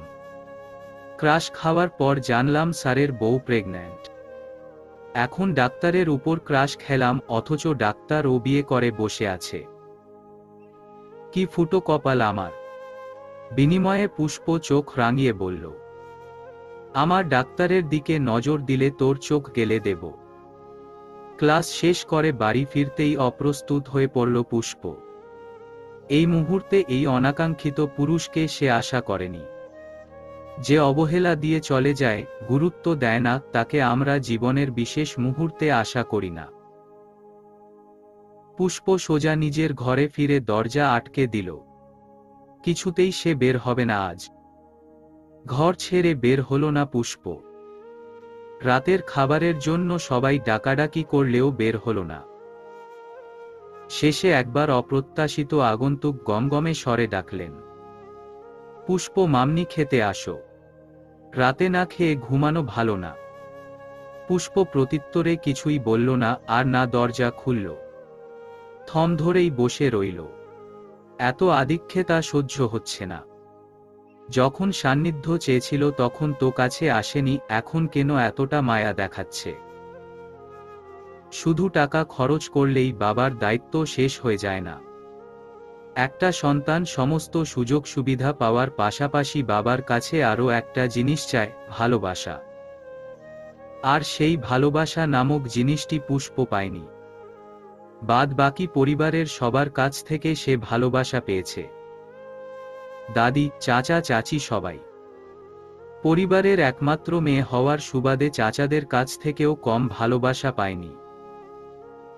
বড় চাচা তার আলাদা বাসায় থাকলেও আদর কমেনি। ছোটবেলায় মাকে হারানোর পর থেকেই পুষ্প কাঁদে না। খুব ব্যথা পেলে চোখ মুখ কুঁচকে নেবে, কিন্তু চোখ দিয়ে দু ফোঁটা অশ্রু ঝরে না। কার জন্য কাঁদবে? পাষাণ মানুষটার জন্য। পুষ্প ভেবে রেখেছে সে আবারও কাঁদবে। কোনো একদিন নিজের আপন মানুষের যন্ত্রণায় ছটফট করবে, হাউমাউ করে কাঁদবে। কিন্তু এই পাষণ্ড পিতার জন্য কাঁদবে না। পুষ্প যখন ছোট ছিল তখন তার বাবা পরনারীতে আসক্ত হয়। পুষ্পর মা একদিন ছাদ থেকে অসাবধানতা বশত পড়ে গিয়ে মৃত্যু হয়। পুষ্পর মাঝে মাঝে সন্দেহ হয় তার মা কি সত্যিই বা পিছলে পড়েছিল, নাকি স্ব-ইচ্ছায় নিজের জীবনটুকু জলাঞ্জলি দিল। পুষ্পর খুব ব্যথা লাগে যখন ভাবে মা তার কথাটা ভাবল না, তাকে ফেলে কিভাবে যেতে পারল। বাবা অবশ্য শেষ মুহূর্তে এসে সুপথে এসেছেন, কিন্তু ততদিনে মা পৃথিবী ছাড়ল। মাকে হারানোর পর পুষ্প বাবার সঙ্গ চাইত, কিন্তু বাবা তাকে কাছে টেনে নিত না। পুষ্প বাবার ঘরের দরজায় দাঁড়িয়ে কাঁদত। তখন দাদি বা চাচি এসে তাকে কোলে তুলে নিয়ে যেত। কিছুদিন পরই বাবা আবার বিয়ে করলেন। তবে তাকে নয়, যার রূপের মায়ে পড়ে পুষ্পর মাকে অবহেলা করেছেন। বিয়ে করলেন ভিন্ন এক নারীকে, যিনি পুষ্পর দেখাশোনা করবেন, মায়ের ভালোবাসা দেবেন। এই নারীটি হল সে, যাকে এখন সবাই পুষ্পর মা হিসেবে জানে। তিনি প্রথম প্রথম পুষ্পকে কাছে টানতে চাইলেও পুষ্প ভয়ে এগোত না। সম্পূর্ণ অচেনা এই নারীর কাছ ঘেঁষত না। এরপর থেকে তিনিও পুষ্পকে কাছেও টানেন না, আবার অবহেলাও করেন না। বলতে গেলে বাবা মায়ের ভালোবাসা বিহীন গড়ে উঠেছে পুষ্প নামক মেয়েটি। একদিন বাবাই ভালোবেসে তার নাম দিয়েছিল পুষ্প। অথচ এতগুলো বছর অযত্নে পুষ্পটি কেমন নেতিয়ে গেছে সেটা বাবা খেয়াল করেনি। এই ফুলের সুবাস নেই, কোমলতা নেই, আছে একরাশ অভিমান। বাবার ডাকে সাড়া না দিয়ে পুষ্প বসে রইল। জাহাজের ক্যাপ্টেন বাবা, কি আশ্চর্য! তিনি পুষ্পর বিয়েতেও ছিলেন না।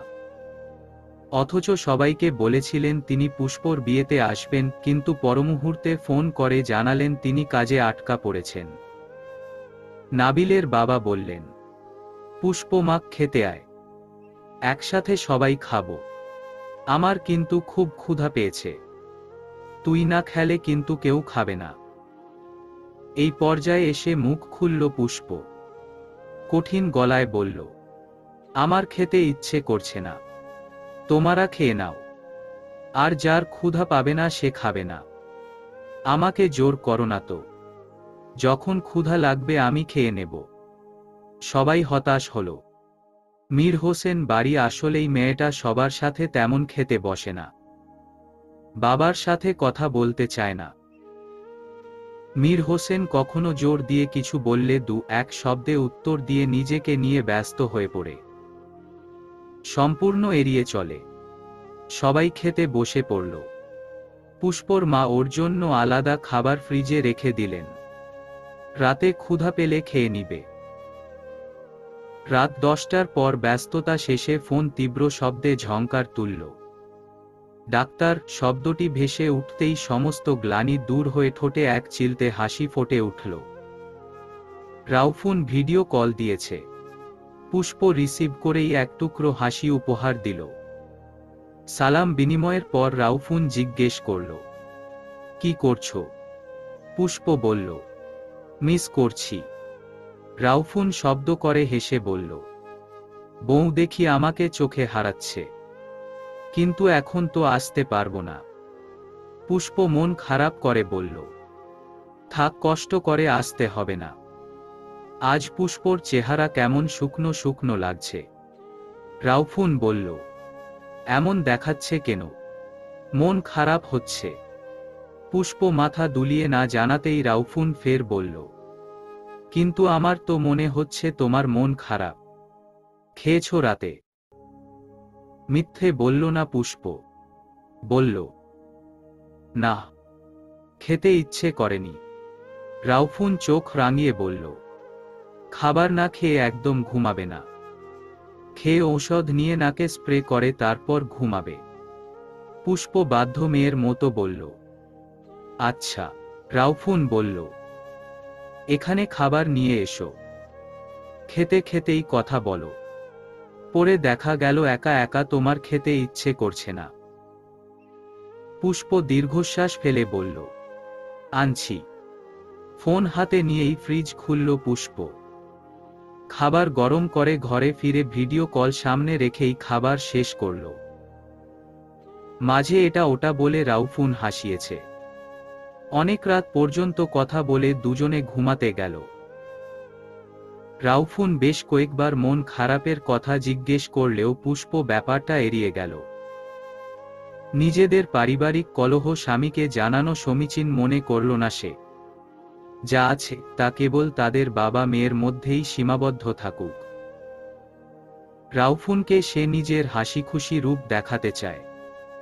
সকালে ঘুম ভাঙতেই আশ্চর্য হল পুষ্প। সকাল সকাল রাউফুনে বাড়িতে এসেছে। সোফায় বসে তার বাবার সাথে কথা বলছে। শ্বশুর জামাইয়ের এই প্রথম দেখা। পুষ্পর মা কফি বানিয়ে দিয়ে গেছেন। দুজনেই কফিতে চুমুক দিচ্ছে আর খোশগল্প করছে। পুষ্প এগিয়ে যেতেই মীর হোসেন বললেন, ঘুম ভেঙে গেছে মাম্মি। রাউফুনের সামনে নিজের অভিমানটুকু প্রকাশ পেতে দিল না পুষ্প। মাথা নেড়ে জানালো তার ঘুম ভেঙে গিয়েছে। নাস্তা করে এক ফাঁকে রাউফুন পুষ্পর ঘরে গেল। সে খেয়াল করেছে গতকাল রাতে তার বউ কোনো কিছু নিয়ে আপসেট ছিল। তাই তাকে সঙ্গ দেওয়ার জন্যই সকাল সকাল শ্বশুর বাড়িতে পদধূলি দিতে এসেছে। এখান থেকে আবার হসপিটালে ছুটতে হবে। বারান্দায় দাঁড়িয়েছিল পুষ্প। পেছনে থেকেই দুটো বলিষ্ঠ হাত তাকে আষ্টেপৃষ্ঠে জড়িয়ে ধরল। ঘাবড়ালো না সে। এই মুহূর্তে এই ঘরে কে আসতে পারে তা পুষ্পর জানা কথা। রাউফুন ঘাড়ে থুতনি রেখে বলল, মন খারাপ কেন? কি হয়েছে বলো তো? পুষ্প সামনে ঘুরে দুহাতে রাউফুনের গলা জড়িয়ে ধরে বলল, কোথায় মন খারাপ? কিছু হয়নি, আমি ঠিক আছি। রাউফুন চোখ ঈষৎ বড় করে বলল, কি সাংঘাতিক, কি সাংঘাতিক! তুমি দেখছি আমার বিরহে জ্বলে পুড়ে যাচ্ছ। আলতো হাসল পুষ্প। এতে রাউফুন আরও নিশ্চিত হল তার বউয়ের মন ভালো নেই। অন্য সময় হলে রাউফুনের এমন কথায় খিলখিল করে হেসে উঠত সে। রাউফুন চিবুক ধরে পুষ্পর গালে শব্দ করে চুমু খেয়ে বলল, এখন তো হসপিটালে যেতে হবে। কাজ শেষ করে রাতে লং ড্রাইভে যাব। এতেও বিশেষ একটা খুশির আমেজ দেখা গেল না পুষ্পর মাঝে। এবার রাউফুন পুষ্পকে আরেকটু জড়িয়ে নিয়ে বলল, আচ্ছা কি হয়েছে? তুমি না বললে তো আমি বুঝব না, তাই না? বলো কিভাবে তোমার মন ভালো করতে পারি। কেন মন খারাপ তোমার? আমি কি দোষ করলাম? পুষ্প এবার খানিকটা বিরক্ত হল। সে নিজেদের পারিবারিক বিষয়ের সমস্যা নিয়ে রাউফুনের সাথে কথা বলতে চায় না, কিন্তু রাউফুন তখন থেকেই ওই একই টপিক জানার চেষ্টা করছে। তাই হালকা ঝাঁঝ মেশানো গলায় বলল, উফ, বললামও তো আমার কিছু হয়নি। আমার কি ব্যক্তিগত কিছু থাকতে পারে না? বিয়ে হলেই কি ব্যক্তিগত বিষয়ে হস্তক্ষেপ করতে হবে? আপনি কাজ শেষ করে ফোন দেবেন, আমি দেরি হয়ে থাকব। রাউফুন দমে গেল। ভেতরে কোথাও একটা সূক্ষ্ম ব্যথা অনুভব করল। খোঁচাটা বুকেই লেগেছে। আসলে সেই বেহায়া, যার কারণে বারবার সে নিজেই এখানে ছুটে আসে। স্বামী স্ত্রী মাঝে যে সুন্দর একটা সম্পর্ক গড়ে ওঠে, সেটা এখনো তাদের মধ্যে হয়ে ওঠেনি। শুধুমাত্র কবুল বলে শারীরিক চাহিদা মেটানোকেই সংসার জীবন বলে না। সংসার হলো আস্ত এক ভালোবাসা, মায়া নামক বেড়াজাল। সে পুষ্পকে এখনো সেই বেড়াজালে আটকাতে পারেনি। হ্যাঁ, প্রতিটি মানুষেরই একান্ত বলে কিছু একটা থাকে। তাই বলে স্বামী তার স্ত্রীকে মন খারাপের কথা জিজ্ঞেস করবে না। রাউফুন খুব হাস্যরসিক মানুষ, তবে পুষ্পর কথাটায় খুব গভীর ক্ষত সৃষ্টি হয়েছে। সে চাইলেই ব্যাপারটা অন্যভাবে সামলে নিতে পারত। আপনি যখন কাউকে কোনো বিষয়ে জানাতে চান না, তবে তার সামনে স্বাভাবিক থাকুন। তার সামনে কেন নিজেকে আপোসেট দেখিয়ে তার মনে কৌতূহলের বীজ বুনেন? রাউফুন কিছুটা দূরে সরে গেল। নরম গলায় বলল, আমার দেরি হয়ে যাচ্ছে, আমি আসছি। নিজের দিকে খেয়াল রেখো। রাউফুন চলে গেলে পুষ্প বুঝতে পারল একজনের রাগ অন্যজনের উপর ঝাড়া উচিত হয়নি। মনে মনে রাগ অভিমান পুষে রাখাও উচিত নয়। যথাসম্ভব সামনাসামনি স্পষ্টভাষী হয়ে তার সাথে কথা বলা উচিত। বাবাকে বলা উচিত, আপনার লোক দেখানো ভালোবাসা আমার সহ্য হচ্ছে না। রাউফুনকে কেন জেদ দেখালো? বিষয়টি নিয়ে পুষ্প সারাদিন মন খারাপ করে থাকলেও রাতে রাউফুনের দেওয়া একটা শাড়ি পরে তৈরি হয়ে নিল। কিন্তু রাউফুন আসলো না। পুষ্প নিজ থেকে যতবার ডায়াল করেছে ততবারই রিং হয়ে কেটে গিয়েছে। পুষ্প নিশ্চিত হলো রাউফুন তার কথায় কষ্ট পেয়ে আসেনি। এমন পাগলাটে প্রেমিককে কষ্ট দেওয়া তার উচিত হয়নি। একদমই উচিত হয়নি। বহু বছর পর পুষ্পর চোখ ভিজে উঠল। এক ফোঁটা দুফোঁটা করে টপ টপ বাড়ি হল অশ্রুবাড়ি। হরিদাসের আগমনে বিদায় নিল একটি কালো রাত। জন্ম হল নতুন ভোর। ভোরের মিষ্টি রোদ, পাখির কলতানে মুখরিত প্রকৃতি জানান দিল শুভ সকাল। হসপিটালের ওয়েটিং রুমে অ্যাপয়েন্টমেন্ট নিয়ে বসে আছে পুষ্প। গতরাত থেকে এই পর্যন্ত কয়েকশত কল মেসেজ করা শেষ, কিন্তু রেসপন্স শূন্য। তাই সকাল সকালই এক দারুণ সিদ্ধান্তে উপনীত হল। ডাক্তারের রাগ ভাঙাতে আট হয়ে নামল। এমনিতে বললে এই লোক তার দুটো কথা শোনার জন্য আসবে না। তাই ঠিক করল অ্যাপয়েন্টমেন্ট নিয়েই তার চেম্বারে প্রবেশ করবে। অন্য দিনের মতো আজ আর রাউফুনের ঠোঁটে হাসি নেই। রোগীদের সাথে কোমল স্বরে কথা বলছে ঠিকই, কিন্তু চেহারায় কোমলতার লেশ মাত্র নেই। দেখতে দেখতেই পুষ্পর সিরিয়াল আসলো। পার্সটি হাতের মুঠোয় চেপে দ্রুত উঠে দাঁড়ালো। ত্রস্ত পায়ে এগিয়ে গিয়ে দরজা ঠেলে ভেতরে প্রবেশ করল। হঠাৎ পুষ্পকে হসপিটালে দেখে চমকে উঠল রাউফুন। সে এতটা প্রত্যাশা করেনি। দরজা চেপে পুষ্প চেয়ার টেনে রাউফুনের কাছ ঘেঁষে বসল।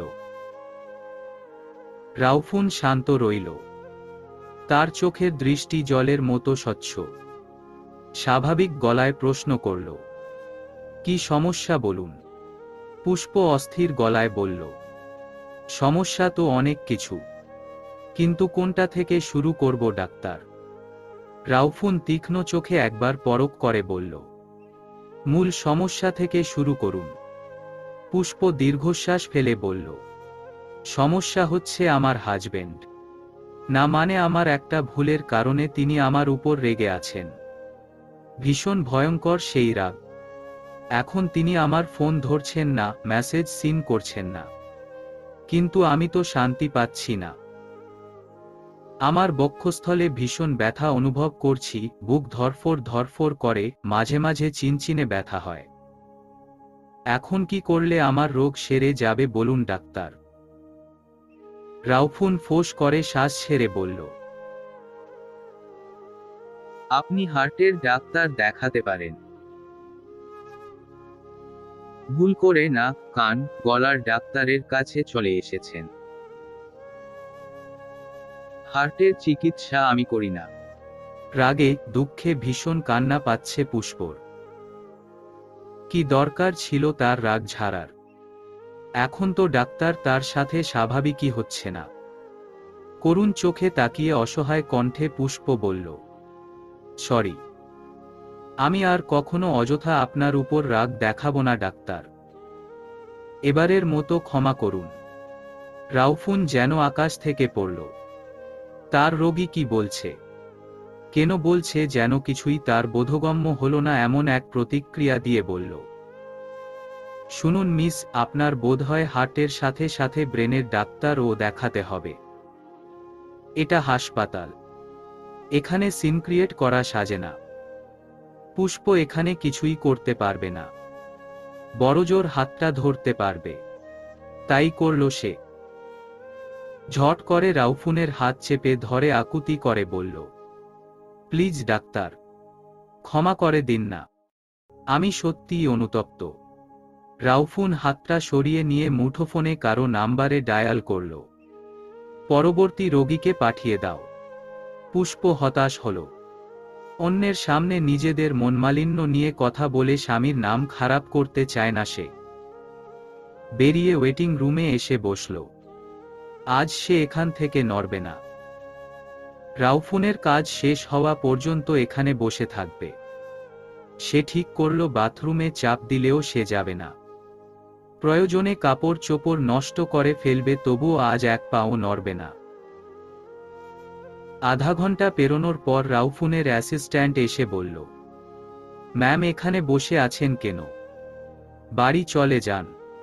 পুষ্প ছেলেটির প্রশ্নের উত্তর না দিয়ে জিজ্ঞেস করল, আপনাকে কি আপনার স্যার এখানে পাঠিয়েছে? ছেলেটি দ্রুত মাথা নেড়ে বলল, না ম্যাম, আপনাকে অনেকক্ষণ যাবৎ বসে থাকতে দেখেই বললাম বাড়ি চলে যান। আপনার তো ডাক্তার দেখানো শেষ। পুষ্প উদাসীন হয়ে বলল, আজ আমি সারাদিন এখানে বসে থাকব। আপনার স্যারকে বলে দেবেন আমি এখান থেকে নড়ছি না। ছেলেটি বাধ্য ছেলের মতো মাথা নাড়িয়ে সেখান থেকে কেটে পড়ল। দরজা ঠেলে ভেতরে প্রবেশ করেই রাউফুনের কানে ফিসফিসিয়ে বলল, স্যার, ম্যাম তো কঠিন আন্দোলনে নেমেছে, উনি আজ এখান থেকে নড়বেন না। রাউফুনও একইভাবে নিচু স্বরে জবাব দিল, বলে দাও আমি হসপিটাল থেকে পেছন দিকের সিঁড়ি বেয়ে বেরিয়ে গিয়েছি। ছেলেটি এক মুহূর্ত ও দাঁড়াল না। পুষ্পকে বলল, ম্যাম আপনি কিছু খাবেন? না মানে খালি পেটে কতক্ষণ বসে থাকবেন? স্যার তো পেছনের সিঁড়ি দিয়েই হসপিটাল থেকে বেরিয়ে পড়েছেন। পুষ্প মলিন চেহারায় বলল, আমি কিছু খাব না। এরপরই উঠে পড়ল। পার্স হাতে নিয়ে বেরিয়ে গেল হাসপাতাল থেকে। ছেলেটি রাউফুনকে পুষ্পর বেরিয়ে যাওয়ার খবর দিল। সামনের রোগীটি দেখে রাউফুন উঠে দাঁড়াল। জানালার পাশে দাঁড়িয়ে পর্দা সরিয়ে দিল। পকেটে এক হাত গুজে শটান হয়ে দাঁড়াল। পুষ্প হেঁটে গিয়ে গাড়িতে উঠছে। গাড়িটি চলে যেতেই রাউফুন আগের জায়গায় এসে বসল। পুষ্প বাড়ি যেতেই রেহানা খালা এসে সামনে দাঁড়ালেন। তার দাদুর নামে বিচার দেওয়া শুরু হয়ে গেল। দুজনে আজও বোধহয় কিছু নিয়ে ঝগড়া করেছেন। এমনিতেই পুষ্পর মন মেজাজ ভালো নেই, তার উপর এদের প্যান প্যান। রুক্ষভাষী হয়ে বলল, আজ অর্ধবুড়ি আর ওই পুরো বুড়িকে পচা ডোবায় নিয়ে ফেলব। কিছুদিন বাড়িটা শান্তিতে থাকবে। কথাটি শুনেই পুষ্পর দাদু বিলাপ করে কান্নাকাটি শুরু করলেন। খায় খায় খায়, ঘরে দুধ দিয়ে কালসাপ পুষছিলাম, আইজ কালসাপে আমারে ডোবায় ফালাইতে কয়। দূর কর দূর কর, শয়তান দূর কর, যেহানের মাছমূল সেহানে নিয়া উঠা, এই ছেড়িরে জামাইর বাড়িতে উঠা, এহানে থাইকা আমারে বাড়ি ছাড়া করব। ও বাবা গো, তোমরা কোথায় আছো গো? দেইখা যাও তোমাগো আদরের কালসাপ আমারে বাড়ি থেইকা বাহির করতে কয়। পুষ্প ফোঁসফোঁস করে উঠে বলল, ভেবেছিলাম 3-4 দিনের জন্য পচা ডোবায় ফেলে আসব, কিন্তু এখন মুখ না বন্ধ করলে 1 বছরের জন্য ডোবায় ফেলে আসব। সাঁতার কাটতে কাটতে শক্তি বাড়বে তোমার। রেহানা খালা এবার দাদুর পক্ষ নিলেন। দুজনে একতাল হয়ে কিছুক্ষণ পুষ্পর গুষ্টিসহ ধুয়ে শুকাতে দিলেন। পরক্ষণেই পুষ্পর দাদু আর রেহানা খালা আবার ঝগড়া করে বসলেন। পুষ্পর দাদু বললেন, ওই কুটনির ঘরের কুটনি, তুই আমার পোলাগো বংশ লইয়া গাইল্লাস কেন? আমরা নাতনি কি আর সাদে তোরে ডোবায় ফালাইতে কইছে? আমিই তোরে ডোবায় ফালামু। রেহানা খালার চোখ কোটর ছেড়ে বেরিয়ে আসার উপক্রম। এতক্ষণ এই মহিলাই পুষ্পর গুষ্টি ধরে গালাগাল করল, এখন আবার পাল্টি খায়। কটমট করে রেহানা খালা বলল, তবে রে কুটনি বুড়ি, আইজ পান চেচতে কইও, একটু গরম পানি চাইও। দিমুনি তোমায় গরম পানির ছ্যাঁকা। পুষ্পর দাদু আরেক দফা চিল্লাফাল্লা করে বললেন, ওরে পুষ্পরে, আমার বুবুজান দেইখা যা, এই কুটনি নাকি আমারে গরম পানি ড্যাগে মানে পাতিল চুবাইব। পুষ্প শুনতে পেলেও গা দিল না। দুজনে যে এতক্ষণ তাকে সহ তার গুষ্টি শুদ্ধ গরম পানির ড্যাগে দিয়েছে তা আর বলার অপেক্ষা রাখে না। দুজনের কাজই হলো খোঁচাখুচি করা। তবে এদের একজন বাড়ি না থাকলে বাড়িটা একেবারে শুনশান, মরাবাড়ির মতো নিস্তব্ধ হয়ে থাকে। পুষ্প এদের দুজনকেই ভালোবাসে। এতবার কল মেসেজ করার পরও যখন রাউফুন রিপ্লে করলে না, তখন নিরুপায় হয়ে রিশার নাম্বারে ডায়াল করল। রিশা খুশিতে গদগদ হয়ে বলল, আরে ভাবি, কেমন আছো? জানো তোমাকে কত মিস করছিলাম। কবে আসবে আমাদের কাছে? পুষ্প ঠোঁট গোল করে শ্বাস ফেলে মনে মনে বলল, এ দেখছি ভাইয়ের মতোই হয়েছে। একটা কথার উত্তর দিতে সময় না দিয়েই 100টা প্রশ্ন করে। পুষ্প উদাসীন হয়ে বলল, আমার আর ভালো। তোমার ভাই আমাকে ভালো থাকতে দিচ্ছে কই? রিশা বিস্মিত হয়ে বলল, সে কি ভাবি? ভাইয়া কি তোমায় মারধর করেছে? তুমি বলতে পারো আমাকে, কোনো ভয় নেই। আমি বাবা মাকে বলবো আর তারা ভাইয়াকে জুতা পেটা করবে। পুষ্পর কাশি উঠে গেল।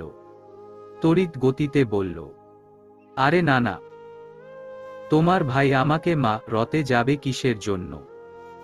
সে তো আমার উপর রাগ করে আছে, তাই আমি ভালো থাকতে পারছি না। এখন রাগ ভাঙাবো কিভাবে আমি বুঝতে পারছি না। রিশা স্বস্তির শ্বাস ফেলে বলল, ওহ, এটা কোনো ব্যাপারই না। ভাইয়ার রাগ 2 মিনিটে উড়ে যাবে। কিন্তু তার জন্য তোমাকে আমাদের বাড়ি আসতে হবে। পুষ্প বলল, কি বলছো? এখনো কি আমাকে তোমাদের বাড়িতে নিয়ে যাওয়া হয়েছে? আমি কিভাবে নাচতে নাচতে চলে যাব? রিশা আশ্বস্ত করে বলল, তুমি এসব আমার উপর ছেড়ে দাও তো। বিনিময়ে তোমার ছোট ভাইকে চাই। নাবিল ছাড়া আমি বাঁচব না। পুষ্প ফিক করে হেসে দিয়ে বলল, শুধু নাবিল না, আমার উমায়ের ভাইয়াকেও দিয়ে দেব। তুমি শুধু আমার কাজটা করে দাও। হসপিটাল থেকে বেরিয়েই কারো ডাকে চমকে উঠল রাউফুন। পেছনে তাকিয়ে দেখল তার শ্বশুর দাঁড়িয়ে আছে গাড়ির সাথে হেলান দিয়ে। মহোদয়কে দেখে বোঝার উপায় নেই তার একটা 22 বছরের মেয়ে আছে। এখনো শরীরের গঠন কতটা পোক্ত। রাউফুন হাসিমুখে এগিয়ে যেতেই তিনি বলল, কেমন আছো ইয়ং ম্যান? রাউফুন সহাস্যে উত্তর দিল, আলহামদুলিল্লাহ ভালো আছি।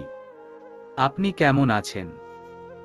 উত্তরে পুষ্পর বাবা মীর হোসেন চাপা দীর্ঘশ্বাস ফেলে বললেন, ভালো। তোমার সাথে আমার কিছু কথা আছে, চলো গাড়িতে বসা যাক। রাউফুন শ্বশুরের সাথে পায়ে পা মিলিয়ে চলল। চলবে।